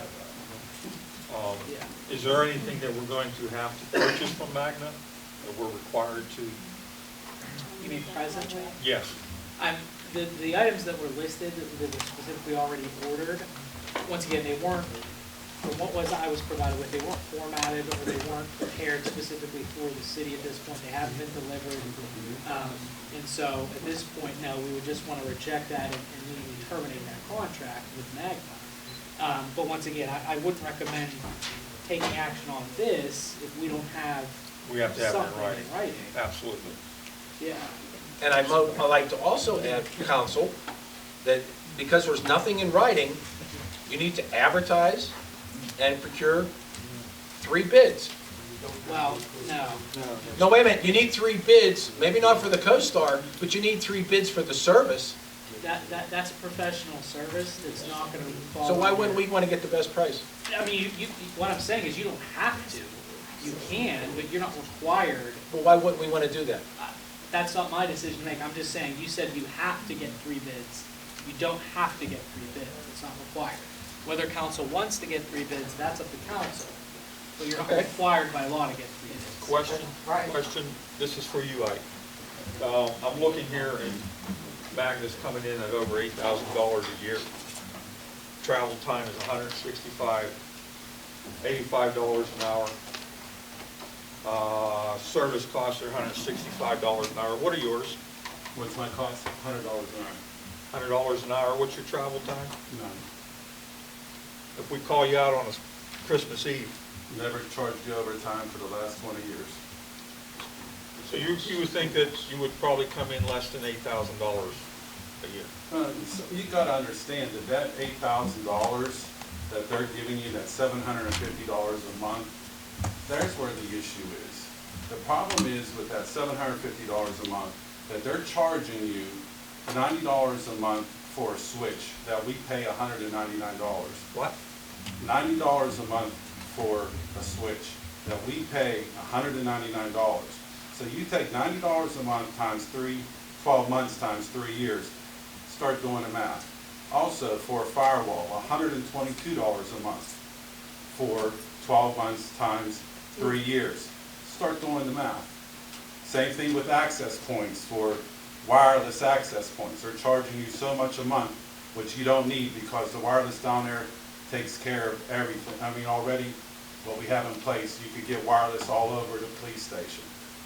$300 a month to do backups, where, as you read, Carbonite, which we've been using for 20 years, well, it's been Mosey and then Carbonite bought it out, $500 a year.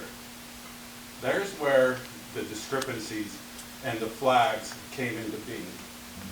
The computer equipment, no matter where you get it from, isn't going to matter. The problem is the $750 a month. That's the flags. That's where we can't afford that $750 a month. Like I said, if Okay, we... stop right there. Stop right there. Okay. I understand what you're saying, but I have a problem here. You keep saying, we can't, we can't, we can't. This is not your decision or even consideration to be involved in. You should not be anywhere involved with talking and being involved with the police department, with Magna 5, and discussing what their needs were. That's none of your business. No, sir. It's none of your business. No. If they're coming in and they're evaluating, No. if they're evaluating, He's a taxpayer. He has every right. if they're but he's also bidding on a job that has, you can't do that. Do you have a contract currently? I've never had a contract in the 25 years that I've been with any of my customers anywhere in the Mon Valley. What other police departments do you work We did the Shawley Police Department. We've done the Monongahela Police Department. We're currently, and as of today, because of what went on last month with the certifications, I got fingerprinted with the Denora Police Department, and I'm on file with them. That's what they requested. Did you submit a bid? Were you aware of the bid? On the bid for Denora, they asked me How about to bid. for this? There is a bid.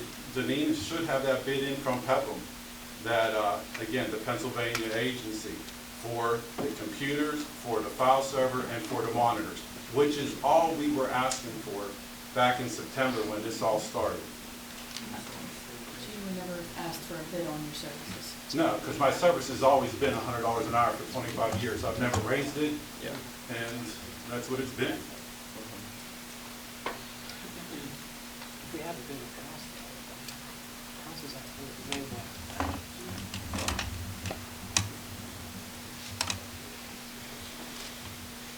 And is the proposal that he would continue to provide service? The service that you provide, are the terms going to be the same? It's been the same again for That's what I 25. thought. It's not going to change. I'm here again.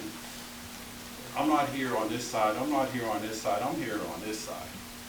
It's what we've always been. When you guys called me at 11 o'clock at night, the police cars come up, I've been there. You know, because I'm a citizen. I'm a taxpayer. You know. So, Mr. Witt, what should the procedure be here? Should we cancel, if we want to change this, do we need to cancel this? Or should we add to it? You would want to add to it, because I mean, currently, the proposed vendor has a contract with the city, because he's been providing services. Now, it's an as-needed basis. So you would want to, if you want to move forward with the motion, you would want to confirm that it's So we would a continuation. We would have to make an amendment to the motion. So whoever seconded it and whoever made the motion should appropriately agree to making those amendments, confirming that the purchase is from whatever the co-star's vendor is, and in accordance with the proposal that was received. Now, once again, council has the opportunity to ask questions about that, because we don't have that here, but, And if that's the case, he should be providing a statement of what his services are going to be. We do not have that. We've never had it. As he said, the police department. I don't know. you would want to get a copy. Jim, can we get it in writing? You would want to get We would want to get it in writing from Mr. Acavangelo. We need to get that in writing. So, do we amend the motion based on the information? Because once again, I mean, it's currently provided, correct me if I'm wrong, but you've provided service to the city now for 20 years. 25 years. It's a continuation of that as-needed ongoing contract. But we would need it in writing. Yeah. The request would be to have a written contract. When he says provided service to the city, what are we speaking of exactly? That's a question. We need to be specific on that. Police department. So it is not provided for the city completely. Let's be specific. For the police department. Okay, because we have something totally different for the city. Okay. I understand what you're saying, yeah, you need to be specific about, this is for the police department computer. Well, yes.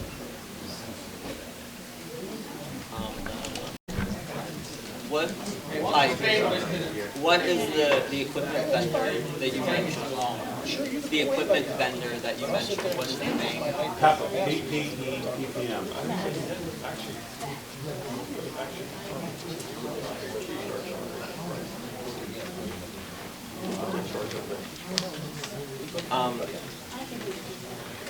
Yeah,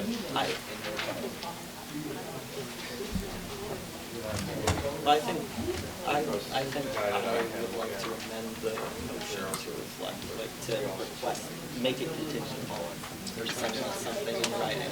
Yeah. Okay. I would like to amend my motion to ratify the purchase and upgrade of the police department's computer system paid from ArcelorMittal grant and asset forfeiture funds earmarked by the DDA contingent on acquisition of something in writing from ICE stating what the terms of the service are. Is there a second to my amendment? Excuse me, why don't we just have that done first and table this, and then you can just do the motion? Why? Is there a second to I'll my second amendment?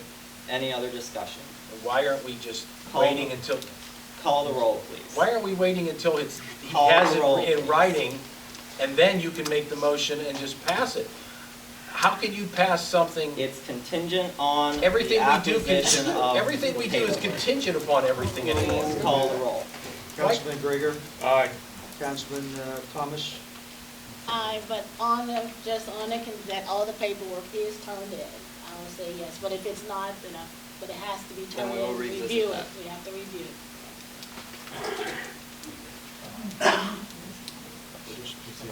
yes, no? I said yes. Councilman Coles? Aye. Councilman Orchakowski? No, only on the aspect that it is not clearly stated what is going on and what the motion really means, and we don't have the proper wording to justify.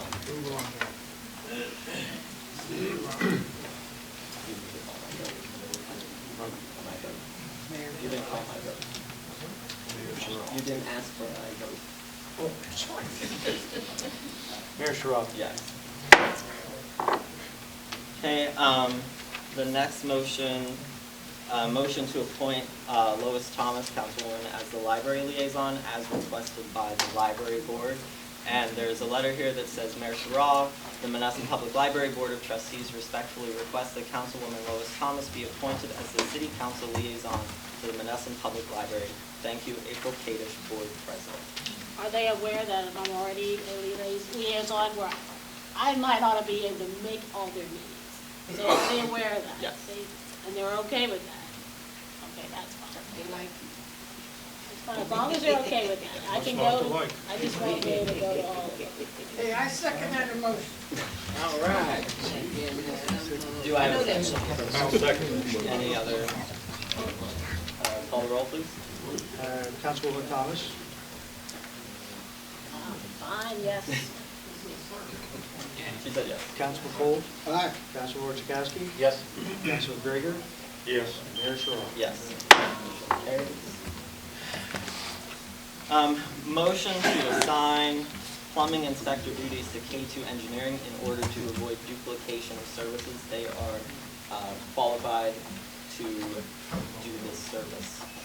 Do I have a second? Second. Any other questions? So what is happening with the city plumbing inspector then? I'm still here yet. This would nullify it because there's a duplication of services.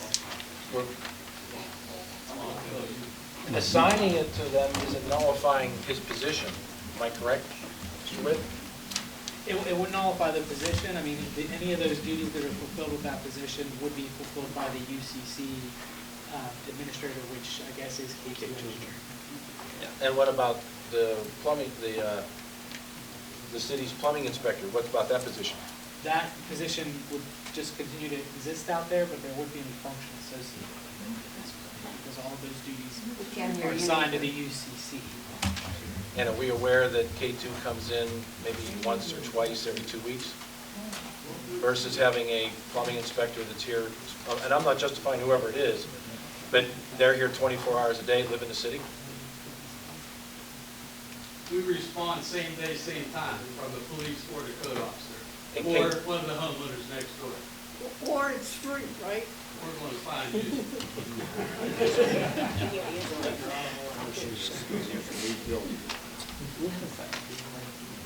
Call the roll. Councilman Coles? Aye. Councilman Chakowski? No. Councilman Gregor? Aye. Councilman Thomas? No. And Mayor Sherrod? Yes. Motion carries.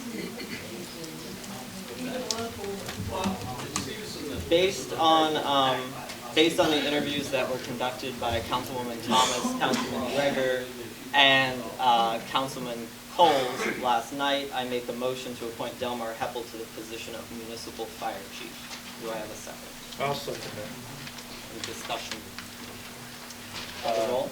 Councilman Chakowski? Hang on, Yep. question. I'm not going to have any problem with this. My question is, are you willing to recuse yourself because you're a fireman? Do I need to recuse myself as a fireman? And he's also on the Hilltop Board. And I even have a better solution for this, that I don't think council should even get involved in this. This is what my suggestion would be, Mayor, is let the fire departments decide. Let the fire departments do their own voting privately, poll, give it to council. It's always been up to council. Call the roll, please. No, Mr. Tim, can I vote on it? So, is Mr. Heppel on the cemetery board president? No. Okay. And you're a fireman? I'm a retired firefighter. I'm on the administrative side. Okay. But it doesn't change your status at all within the fire department? With respect to Mr. Heppel being appointed? Oh, no, that has no effect on me one way or the other. There's no problem, there's no conflict with you voting, particularly for this appointment. But on your fireman status, if there's something that changes in relation to that, you'll want to make sure that you're very careful just with respect to what goes on with the Actually, public safety, I'm kind of going to be his boss. Or, you mean here? Public safety, yeah. Well, that's not a problem. Yeah. That's not a problem. I mean, as far as firefighting, I don't do it anymore. Okay, so that doesn't. Yeah, I'm physically, I can't. I have health issues, I can't do it. Yeah, that's fine. I mean, once again, under those set of facts, there's not a conflict. I just wanted to make sure. It was raised earlier, it was a legitimate question. That's all, just making sure. Oh, yeah, you're right. Let's call the roll, please. Councilman Chakowski? Yes. Councilman Gregor? Yes. Councilwoman Thomas? Yes. Councilman Coles? Yes. Mayor Sherrod? Yes, motion carries.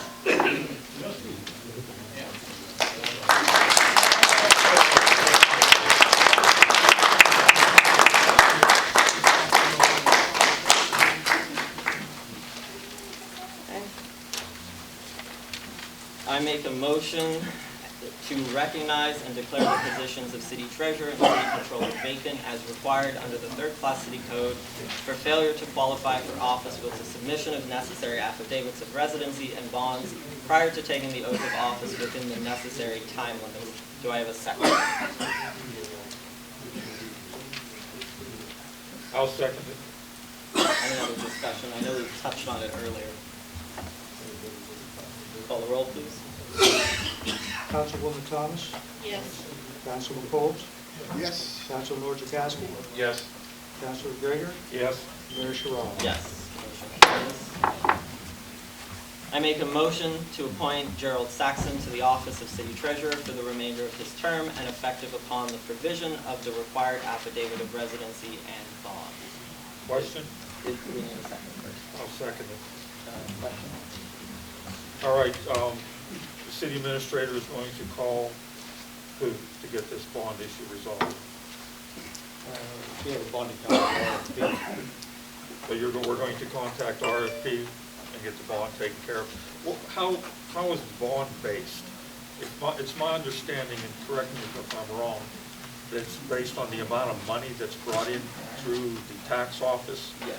So, And it's not only our tax, the tax office, not just our taxes, but the county taxes, the city taxes, and the school taxes.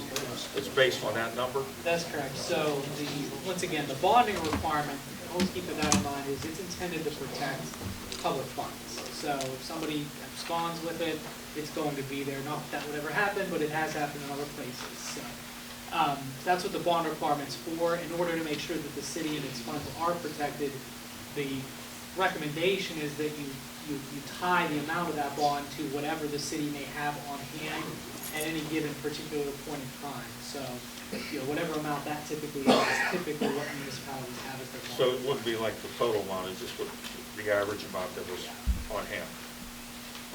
I was about to say the total amount would be on hand.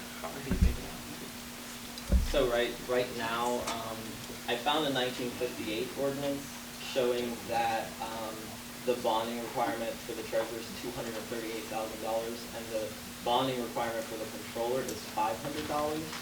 But obviously, $500 is very low. But we don't know if that amount was ever raised. So there are bonding requirements that were put in place by the city years ago, but I'm sure the RFPs are good.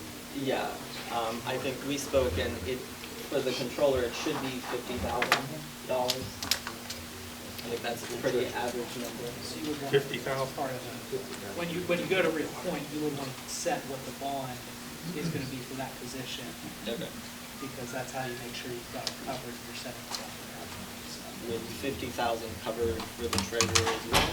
Treasurer, you probably want to do What? So I would say at least 400,000. Okay. That's pretty common one for third-class cities. So I will amend my motion to appoint Gerald Saxon to the office of city treasurer for the remainder of his term and effective upon the provision of the required affidavit of residency and the bond for $400,000. Second half. Any other discussion? Oh. Go into the restroom.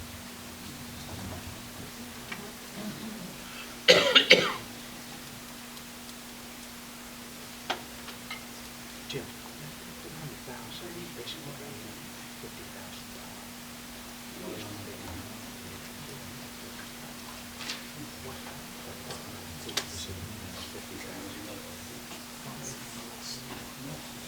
For the trade.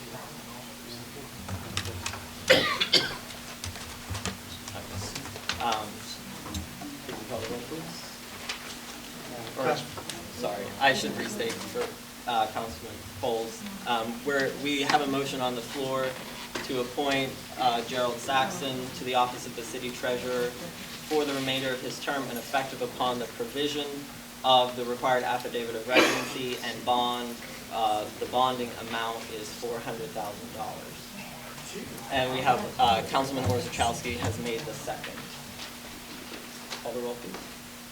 Councilman Orchakowski? Yes. Councilman Rieger? Yes. Councilwoman Thomas? Yes. Councilman Coles? Yes. Mayor Sherrod? Yes. Motion carries. I make a motion to appoint Ted Harhide to the vacant position on the Refuse Authority, term to end December 31st, 2023. Is there a second? Second. Any other questions? I know this was also touched on. Well, my question is why won't we re-advertise it? It was advertised once. The position remained vacant. It wasn't filled, and it's been vacant since 2018. Yes. So, again, my question is why would we do it? Call the roll, please. Can you just answer me the question why we wouldn't consider that? It was already advertised. We have a request for an appointment, and we're voting on that request. Can I make a comment? It would seem to be redundant to me that, number one, it's been vacant since 2018. Yes. And John Nestor resigned. You advertised for it a couple months ago. We had one individual asked to be reappointed. You still have a vacancy. Doing again it's redundant. We're just wasting time on this issue. I understand where you're coming from, but it had already been advertised. No one wanted it. Now someone wants it. At least extend the courtesy to let that individual fill the position. Call the roll, please. Councilwoman Thomas? Yes. Councilman Coles? Yes. Councilman Orchakowski? Yes. Councilman Gregor? Yes. Mayor Sherrod? Yes. Motion carries.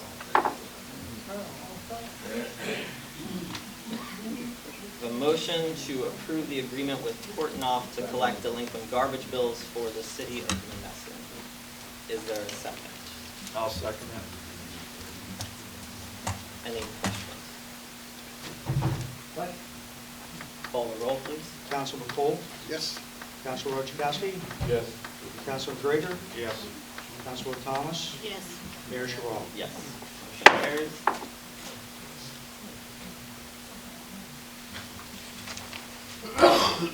I would like to make a motion to introduce and conduct the first reading of an ordinance approving collection procedures and adopting interest and schedule of attorney fees and charges to be added to the amount collected as part of unpaid municipal claims for delinquent accounts as Bill number 1 of 2020. It's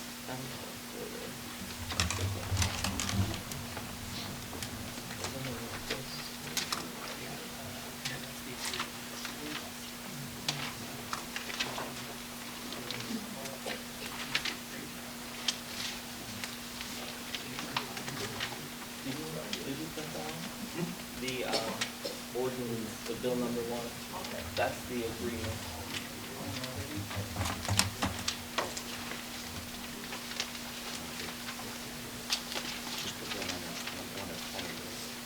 Yeah. Get her to that. It's still legal.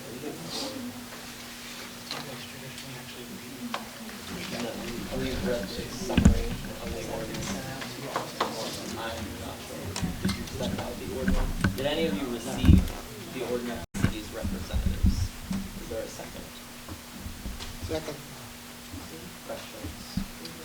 Question, Mayor, Solicitor?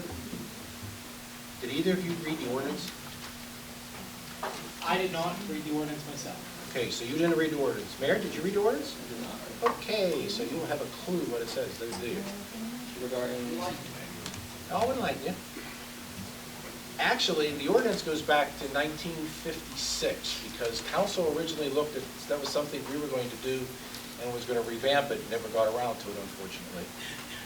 The ordinance states that every member of council is a member of the police pension board. So you can't pick and choose who goes on. It's everybody. But unfortunately, Mr. Harhide cannot be on. He's not an elected official. is that also in the ordinance? Yes. So What, just so I can read it later, what is the ordinance number? I don't have the ordinance number, but I know it states very clearly that every member of council is on the police pension. Are the police pension board meetings advertised then? Not Yes. Okay, good. They are advertised, and there is usually 5 members. Lois and I were doing it before, and then the 3 police officers, Mr. Vitale, Mr. Newhouse, and Mr. Kellerman came last night? Dave, who's the third, Dave? Okay, Mr. Thompson.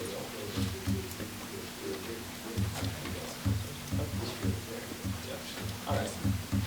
I will rescind my motion. Motion to request for proposals, RFP for auditing companies. And I have something to say, but I will ask for a second on that. I'll second that. The reason, and you know, it may end up that we don't change auditing firms, depending on what RFPs we get in, but the costs have been, over the last 4 years, have been quite high, and I do have those costs here, if I could dig through this.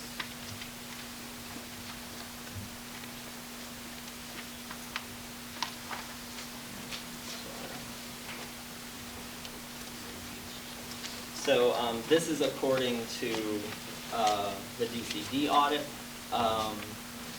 So auditing and financial, this goes from 2013 to 2019, so I'm just going to read them in order. The auditing and financial administration costs for 2013 were $17,550. Oh wait, yes.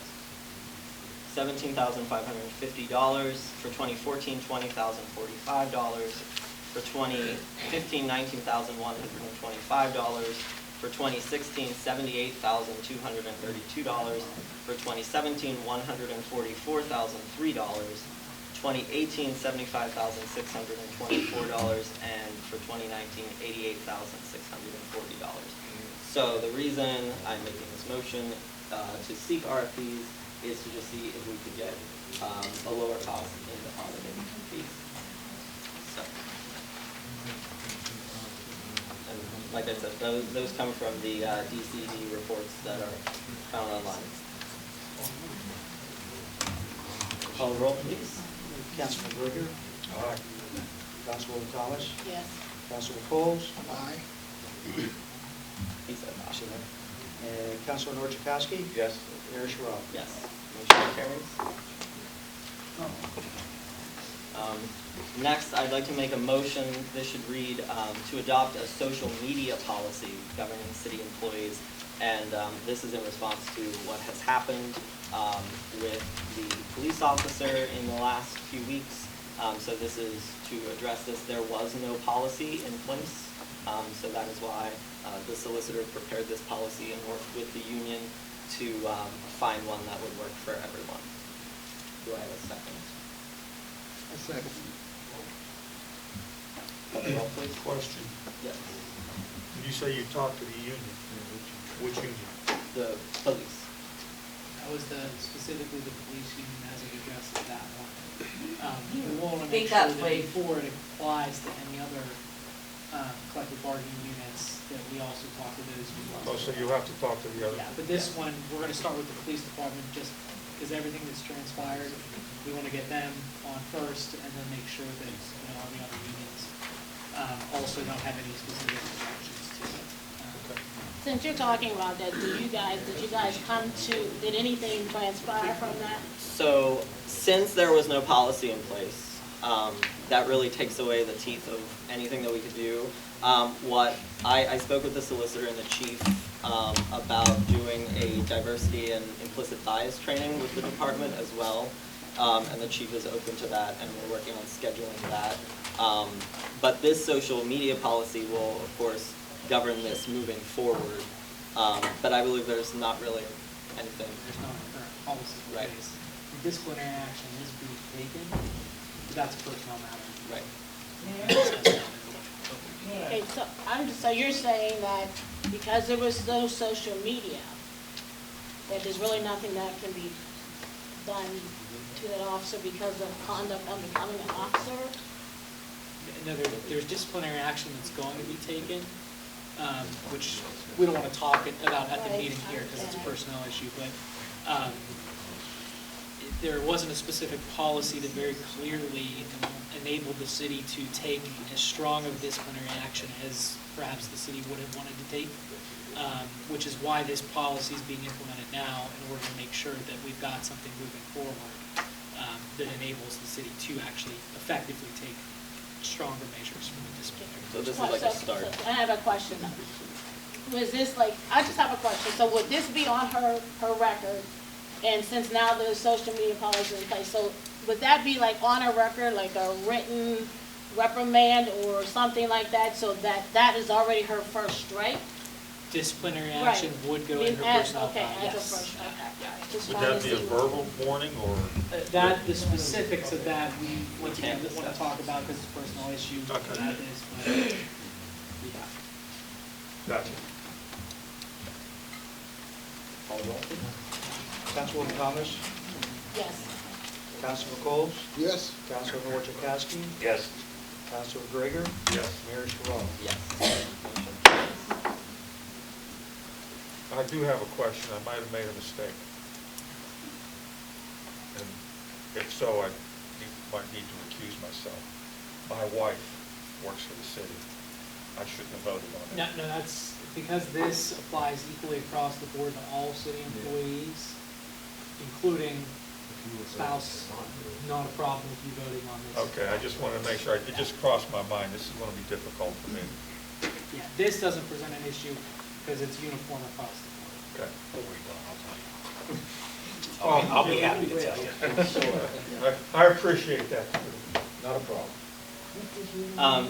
I would like to make a motion to authorize WEC Westmoreland Engineering to advertise, open bids, and recommend a low bidder for the demolition of the following arson dwellings: 908 to 910 Knox Avenue, 908 Reed Avenue, and 1000 Alaska Alley.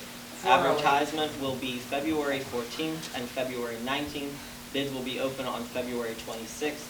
WEC will identify the lowest responsible bidder, recommend award to council soon thereafter.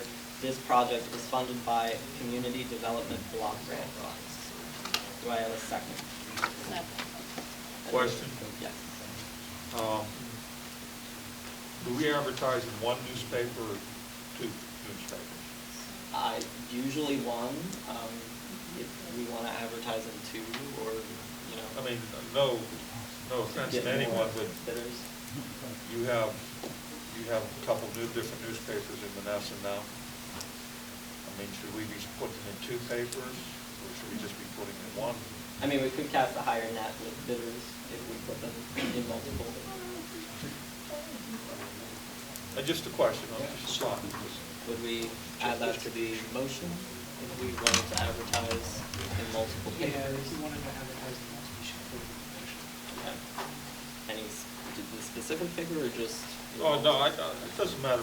Was just a question. I mean, you don't have to change it. I'm fine with just keeping it in the Monday. What about the internet? I don't Through know. your engineer, it goes on. Does it? Yeah, I think they have a platform.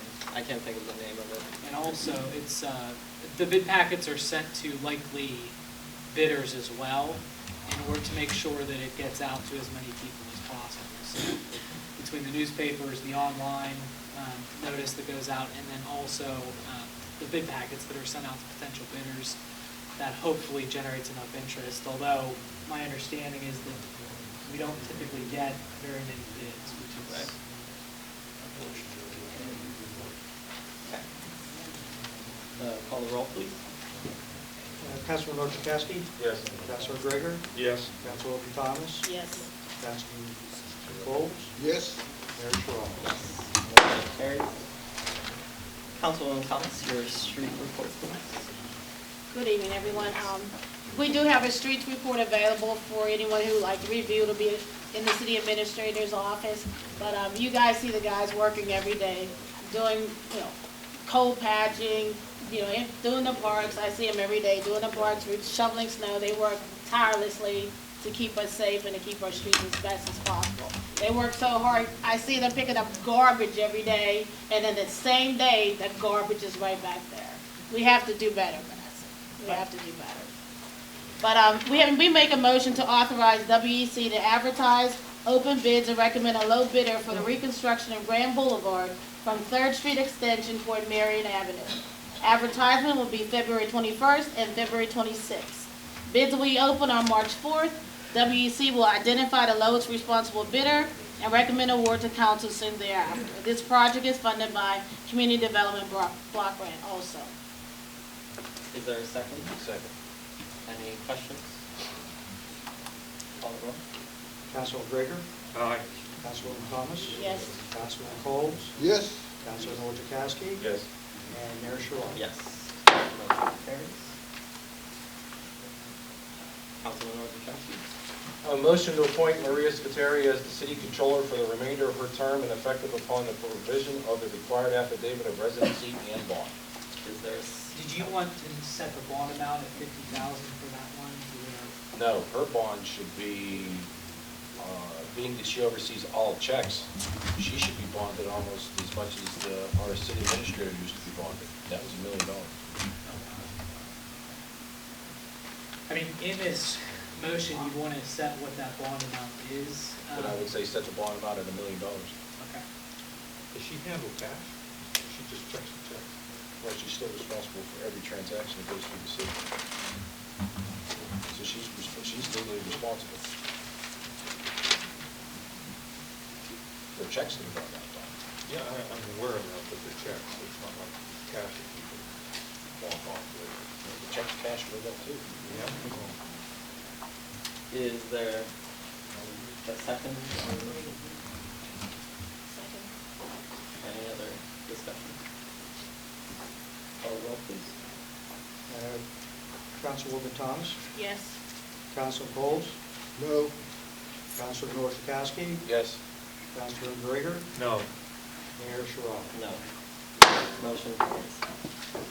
I'd like to make a motion to advertise for the vacant position of the city controller. That's not on the agenda. That is not on the agenda. We're not going down that road. You're not on the agenda. If it's not on the agenda, you have to reopen it up for public comment. Yes. So that would be your prerogative. Want to make that motion? What is the duration? Is it 30 days? 30 days. Okay. Can't pay no bill for the city controller. We can cover it then. I'm sorry, I don't think everybody heard what needs to happen now. No, you need to We speak will- up, because I don't know what you just did. Sorry. We will have a motion at the next meeting in regards to the vacant city controller position. You do realize What vacancy? she was legally sworn in, and you're gonna go to a judge to have this reversed. It's gonna happen. She's gonna challenge it, and we're gonna go to court. Should challenge. Why do you want to remove it? Why do you want to remove her? Yes. Give me Clear. one clear reason and tell these people why. Everybody deserves that same respect to know why. We should be told. Same old clip. I don't want to disparage her, I truly do not. However, she said that, she stood up there and said that she took it and she was going to be non-political, and that she was doing this because, not going to say out of the goodness of her heart, but because it needed done. However, I'm sitting right here, and I'm listening to her disparage me and other individuals on council, and that's not being non-political. My vote,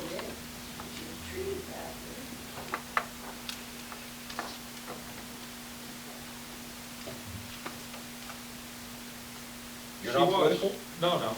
What she said, what she was talking about me, was being political. So that actually contradicted exactly what she told us.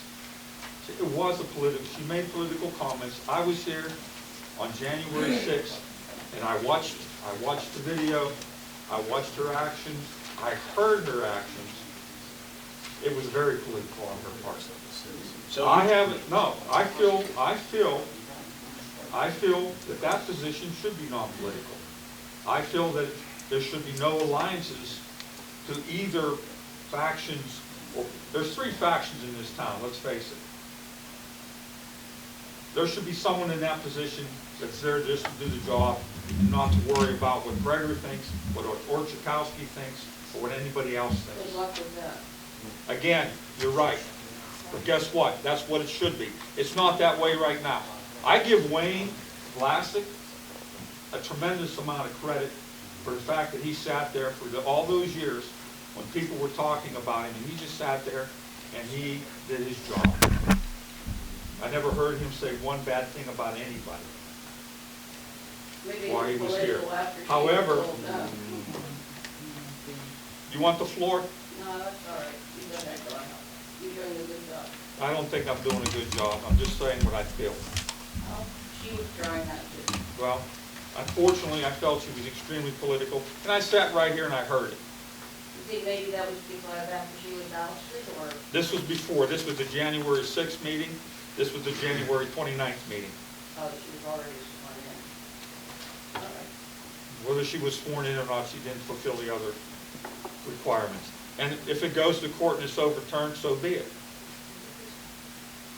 But unfortunately, according to Mr. Witt, it is what it is. Is that a strong enough reason to oust her? in my opinion, he's a solicitor. He says the rules are the rules. Parks report, please. If anybody's interested, we have a parks report.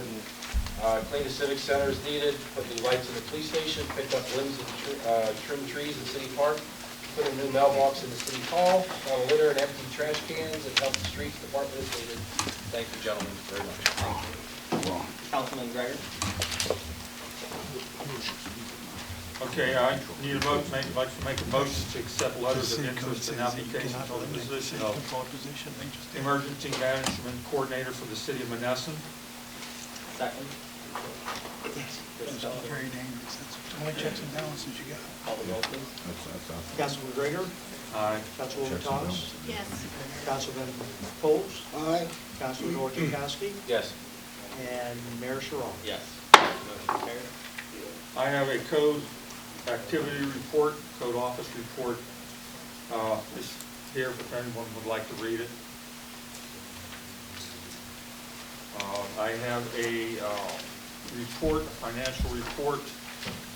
Building permits, we took in $450. Mercantile machines was $600. Street opening permits, $2,000. Sign permits, $100. Eat and drink license, $75. Health inspections, $225. Occupancy permits, $920. Yard waste pickup, $20. Unsewered line usage, $864, for a total of $5,254 for January and year to date.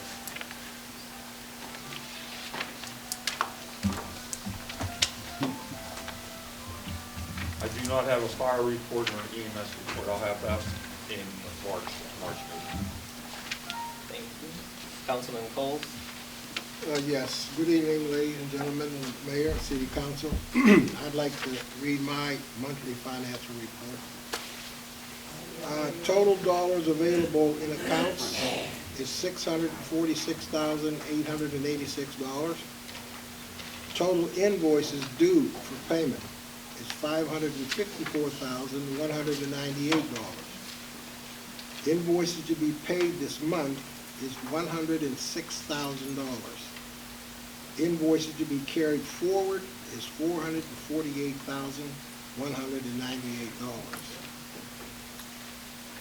Major payments due: Refuse Authority / Waste Management, $127,000. Pension plan for 2019 is $227,000. Police vehicles, $94,000.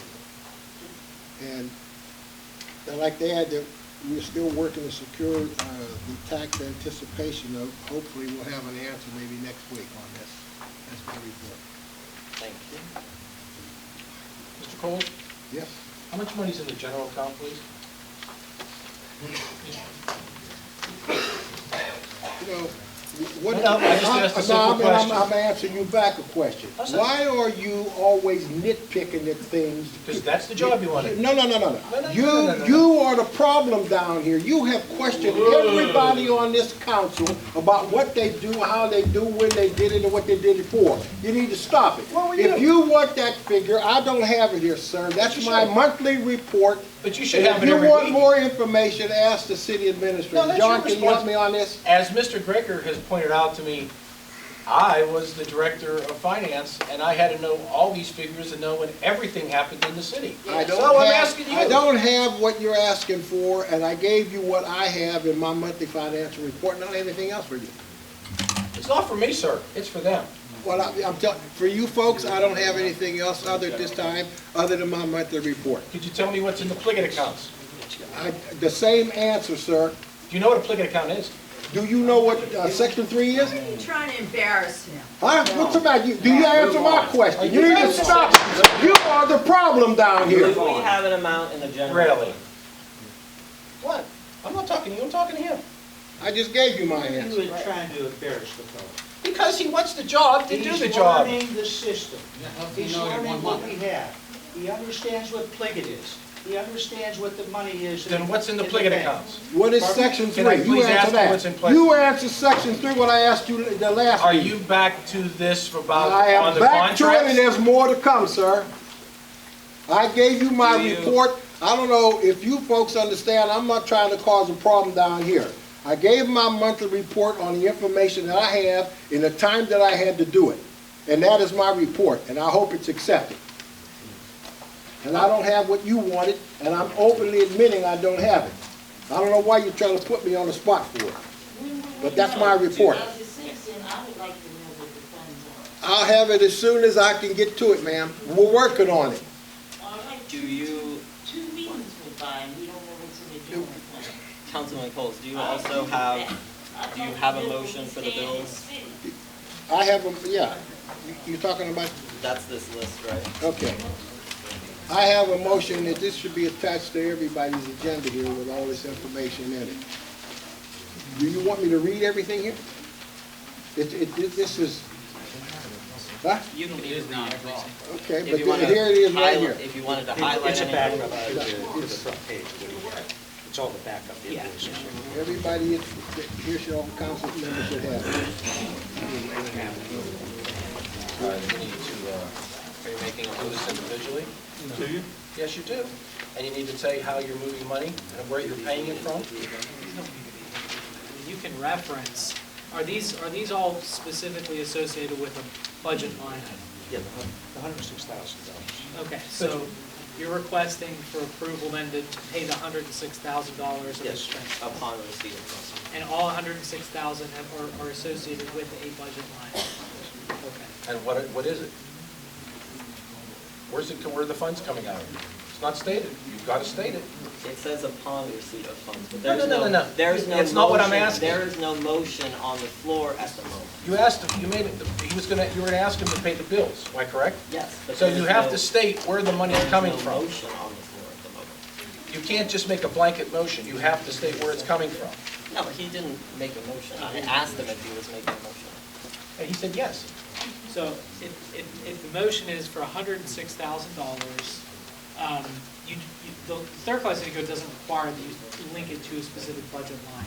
That's right. It just requires that it actually be in the budget in order for it to be approved. And once again, I mean, you can approve it just as a standard list and then associate with the corresponding budget line item. There's no requirement that you actually have a line item listed for each bill. So how do you know where it's getting paid out of? How do you know that something's not getting paid out of the general fund? How do you know something's not getting paid out of line usage? How do you know something's not paying out of the parks? Because I'm going to tell you right now, West Penn Power, all these bills are all over the city. They're broken down and should be paid by parks and streets and different departments. You're not stating that anywhere. You have to state where it's coming from. Plus, you also have to say, make a motion to move money from those departments to the general fund to pay these bills. That is not happening. You can, once again, you can approve this list of bills. It becomes the city administrator's responsibility then to assign these to the correct budget line items. But they need to be assigned before council could make a motion to pay them because council doesn't know where they're paying them from. Council doesn't have to, that doesn't have to be part of the motion. You can ask for that, but it's not required that that be given. It's been there for the last 3 administrations. I'm just speaking of what's required. It's not required for you to have a specific line item for what all of these are going to be paid out. Well, how do you know if there's money in those accounts? Seriously. That's a question for me. We're not like a hamburger today for tomorrow. It's like, we need to have the money. If there's money getting transferred from one department to another department, we need to know that. We need to know that there's money in that parks to pay for West Penn Power for these 35 or 40 bills or whatever. There is also still no motion on the floor. No motion was made.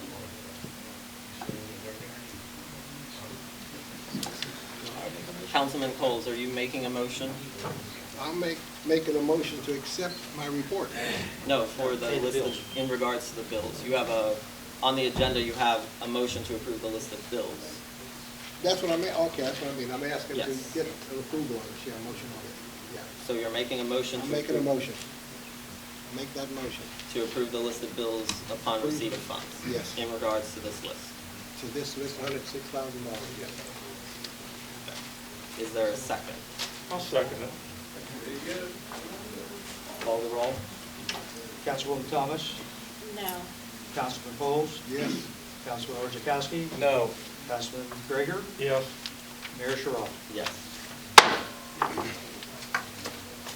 Solicitor report. Additional report. And I'll open the floor to I'm- comment now. I have a question for the solicitor. And my question to the solicitor, one of the questions after this, and I'll be very quick, I'm very sorry, is I have not seen, or have you presented to council your written opinions on what transpired at the January 6th meeting for violations of the Sunshine Law? Those, as you may know, there were 3 suits that were filed with Westmoreland County. Those will be addressed as we respond to those suits. I'd like to hear you. No, but I asked you specifically last meeting if you were going to review the video, and you were going to let us know legally whether you felt there was any. Oh, no, certainly. And once again, because it's a legal matter, I'm not going to respond in public, but I can certainly answer your questions for you after the meeting. It's a legal matter.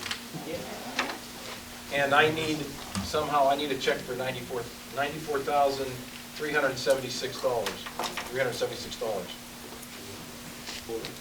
for police vehicles. That is in Pliget, correct? It's in Pliget. So when can I get that? Well, that's on this list.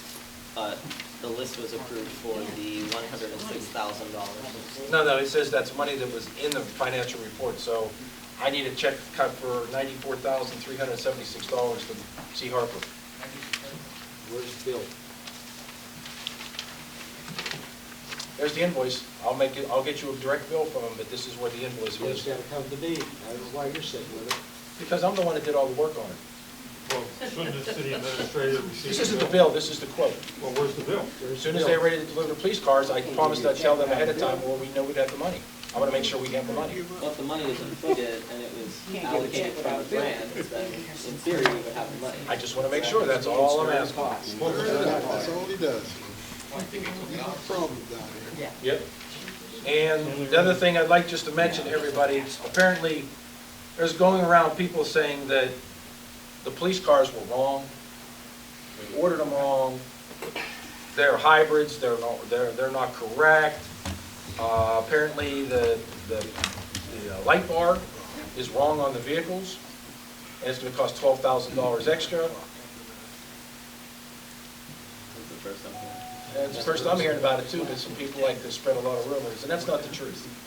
Just so anybody's truth, that's the quote from C. Harper, and that's one we signed, that we got money for. So, I've never even heard that about the police car. All right, I'll open the floor to public comment. Brother Trustee, 28 Montreat, a couple of questions. The inspector for plumbing, which is Quizzy, we're replacing a hometown guy with a company that's not in Monessen, I take it. How much are they charging us?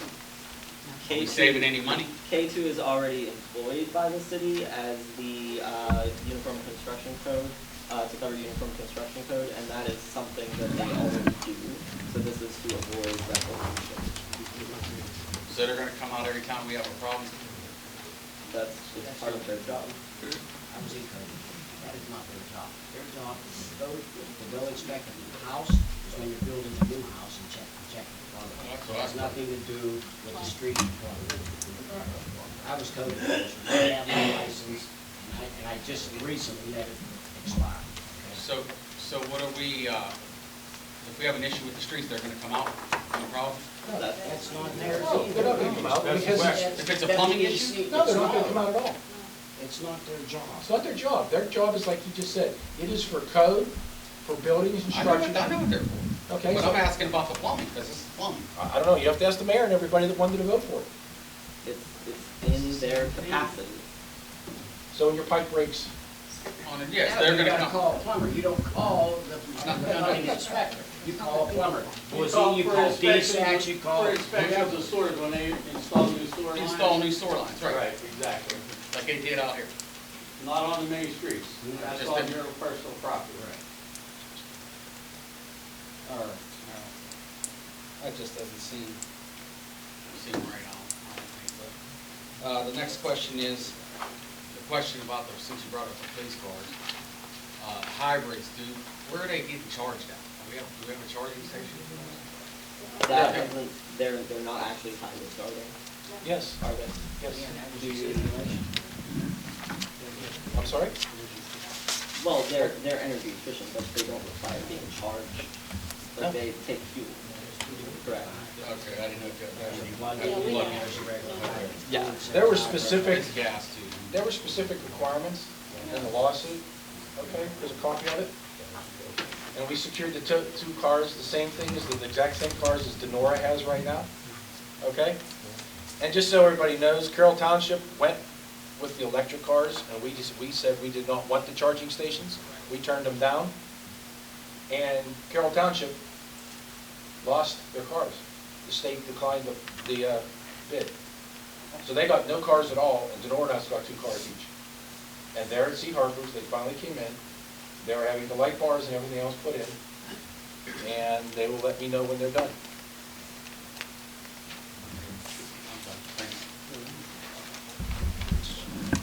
Lou Malvakers, 14 Westmoreland Drive. For the solicitor, you're aware of the 3 lawsuits pending? Now, if the courts rule that there was a violation and then null and void for January 6th, everything that's transpired since then is null and void, correct? No, that wouldn't be correct. The allegation was that the actions taken at the reorganization meeting didn't satisfy the Sunshine Act. That would not affect anything thereafter as it was related, or as it was voted on by council. So anything that was taken at the 29th meeting, that would still be in place, and then anything taken at tonight's meeting would also. That's your interpretation, but could it be that the court's interpretation be different than yours? Conceivably, yes, certainly. And is That it could conceivable definitely happen. that everything that transpired since then could be null and void? I'm not aware of that ever happening, and I don't think there's the authority in the statute to do that, but like you said, courts could always. But it could happen. That's not even what's requested by the parties in any of their filings, but hypothetically, courts they've got a lot of latitude. And that could mean that you can wind up paying 2 city administrators, and you could wind up paying 2 solicitors from that period of time till the present. That wouldn't happen. Once again, this is a legal matter, and so I'm not going to provide a legal opinion to the public on what the outcome and the legalities. But you're not saying that it can't happen, you're saying it could happen though? Highly unlikely. It could happen though. I can't imagine that happening. Well, we'll just have to pick the suit. Mark Santa Colombo, 610 3rd Street, City, Monessen. Couple issues. Council, you gotta get along. You got to quit nitpicking with each other. You gotta get along, whether you like the guy or not. You don't have to drink and eat with him outside here, but in here, you gotta have some respect for each other. It goes a long way. Secondly, when Larry Vitale and I was code enforcement officer, when we had a demolition crew in town, and we had a house that, like Brett was saying, up on 6th Street, in the middle of the block, it's about ready to come down, okay? Not much left to it. We would bring that individual up there, that contractor up there, and he would give us a price because he's already in town. You don't have to pay the liquid fuels. You don't have to pay the transportation. He's there. And the company that we used to have, they did it for us. They helped the city out because they were the only ones at one time that was doing it. Last but not least, I hate to throw fuel on the fire of Tony. I've been here 42 years.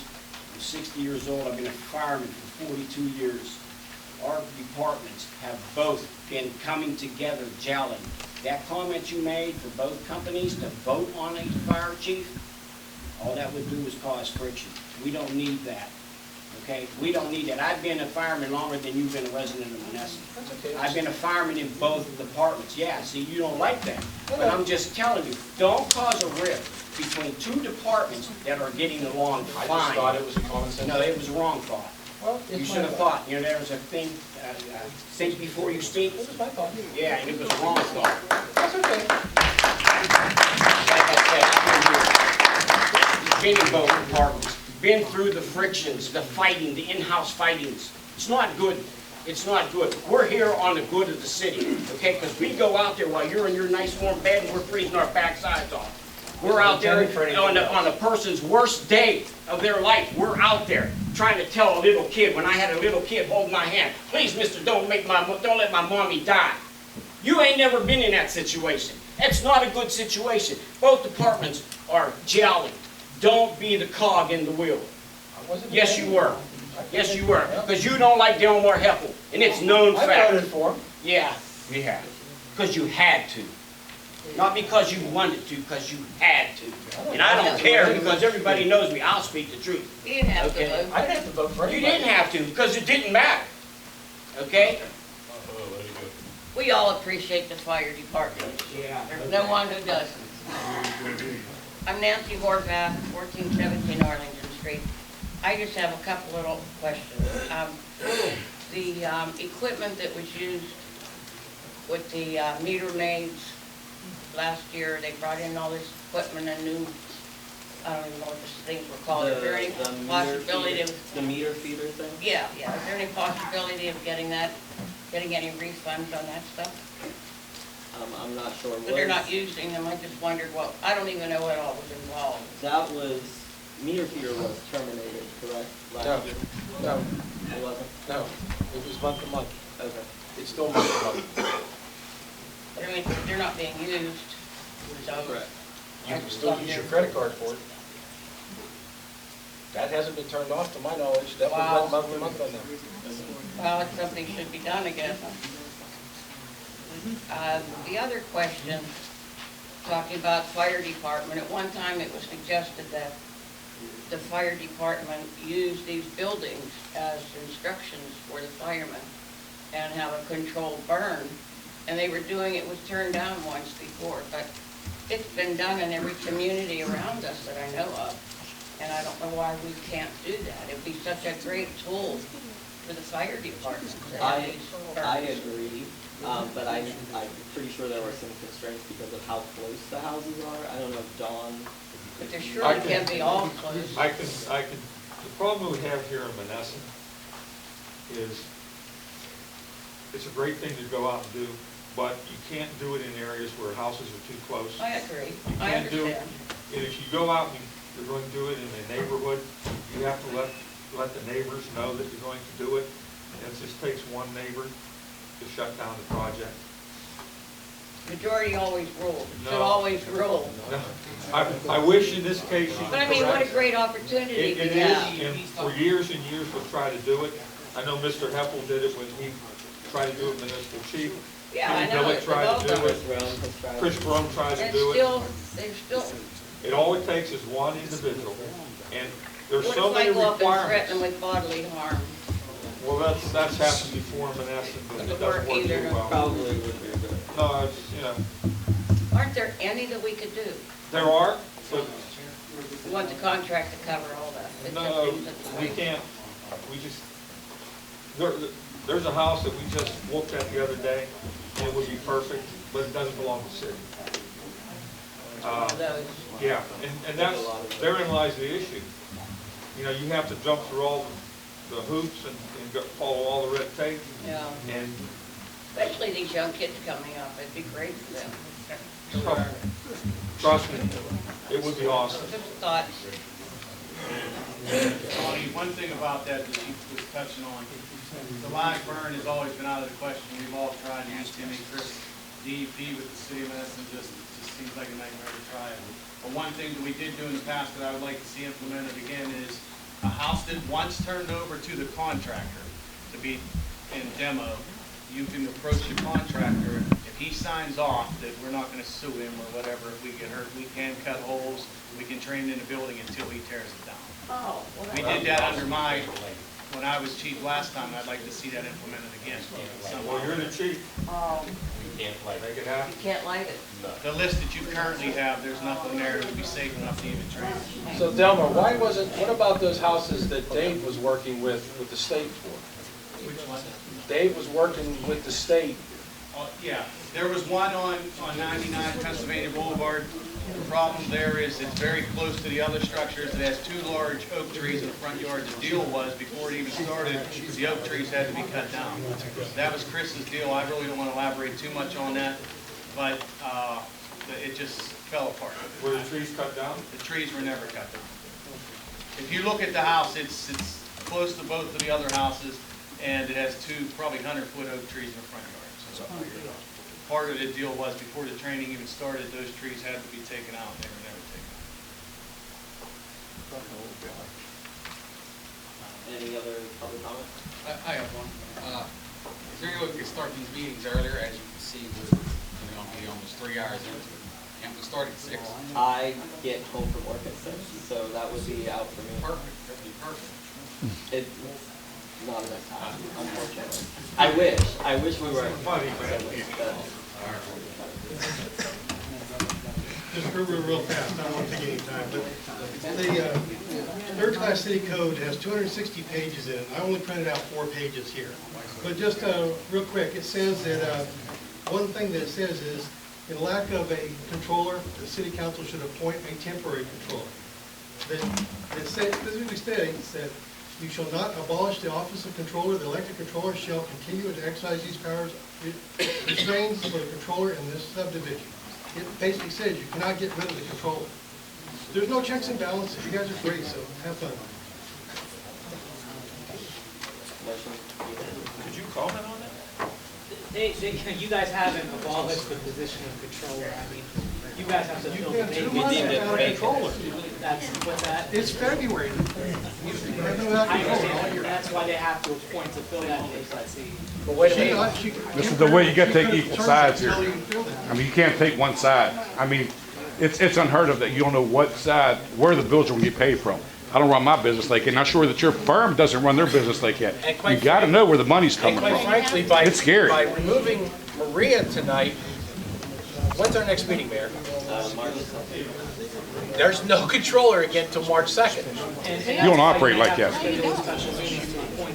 So why would we get rid of her Jerry, to do that? same way. How you gonna pay the bills for the fire department? How many accounts you have at the fire department? You guys know where you're paying bills from? You're sitting on it as a city treasurer. You gotta step up. It's embarrassing. To be quiet like that, being you, no. I'm telling you, it's not right. You have to step up. With the officer. Yes. Not knowing where the bills are gonna get paid. We're gonna approve bills. Well, my question is, Embarrassing. she was reprimanded or whatever, told about what she did on Facebook. And then she proceeded to go out and her and Ricky made a video and posted that on Facebook. I just want to make sure that everyone is aware and that that's part of it, because like that was just overstepping at that point. Yeah, like the solicitor said, we can't get into that I know. in I just detail, wanted but to yeah, make sure that was sent to me immediately. Okay, thank you. Thanks. Motion to adjourn. Meeting adjourned at 9:25.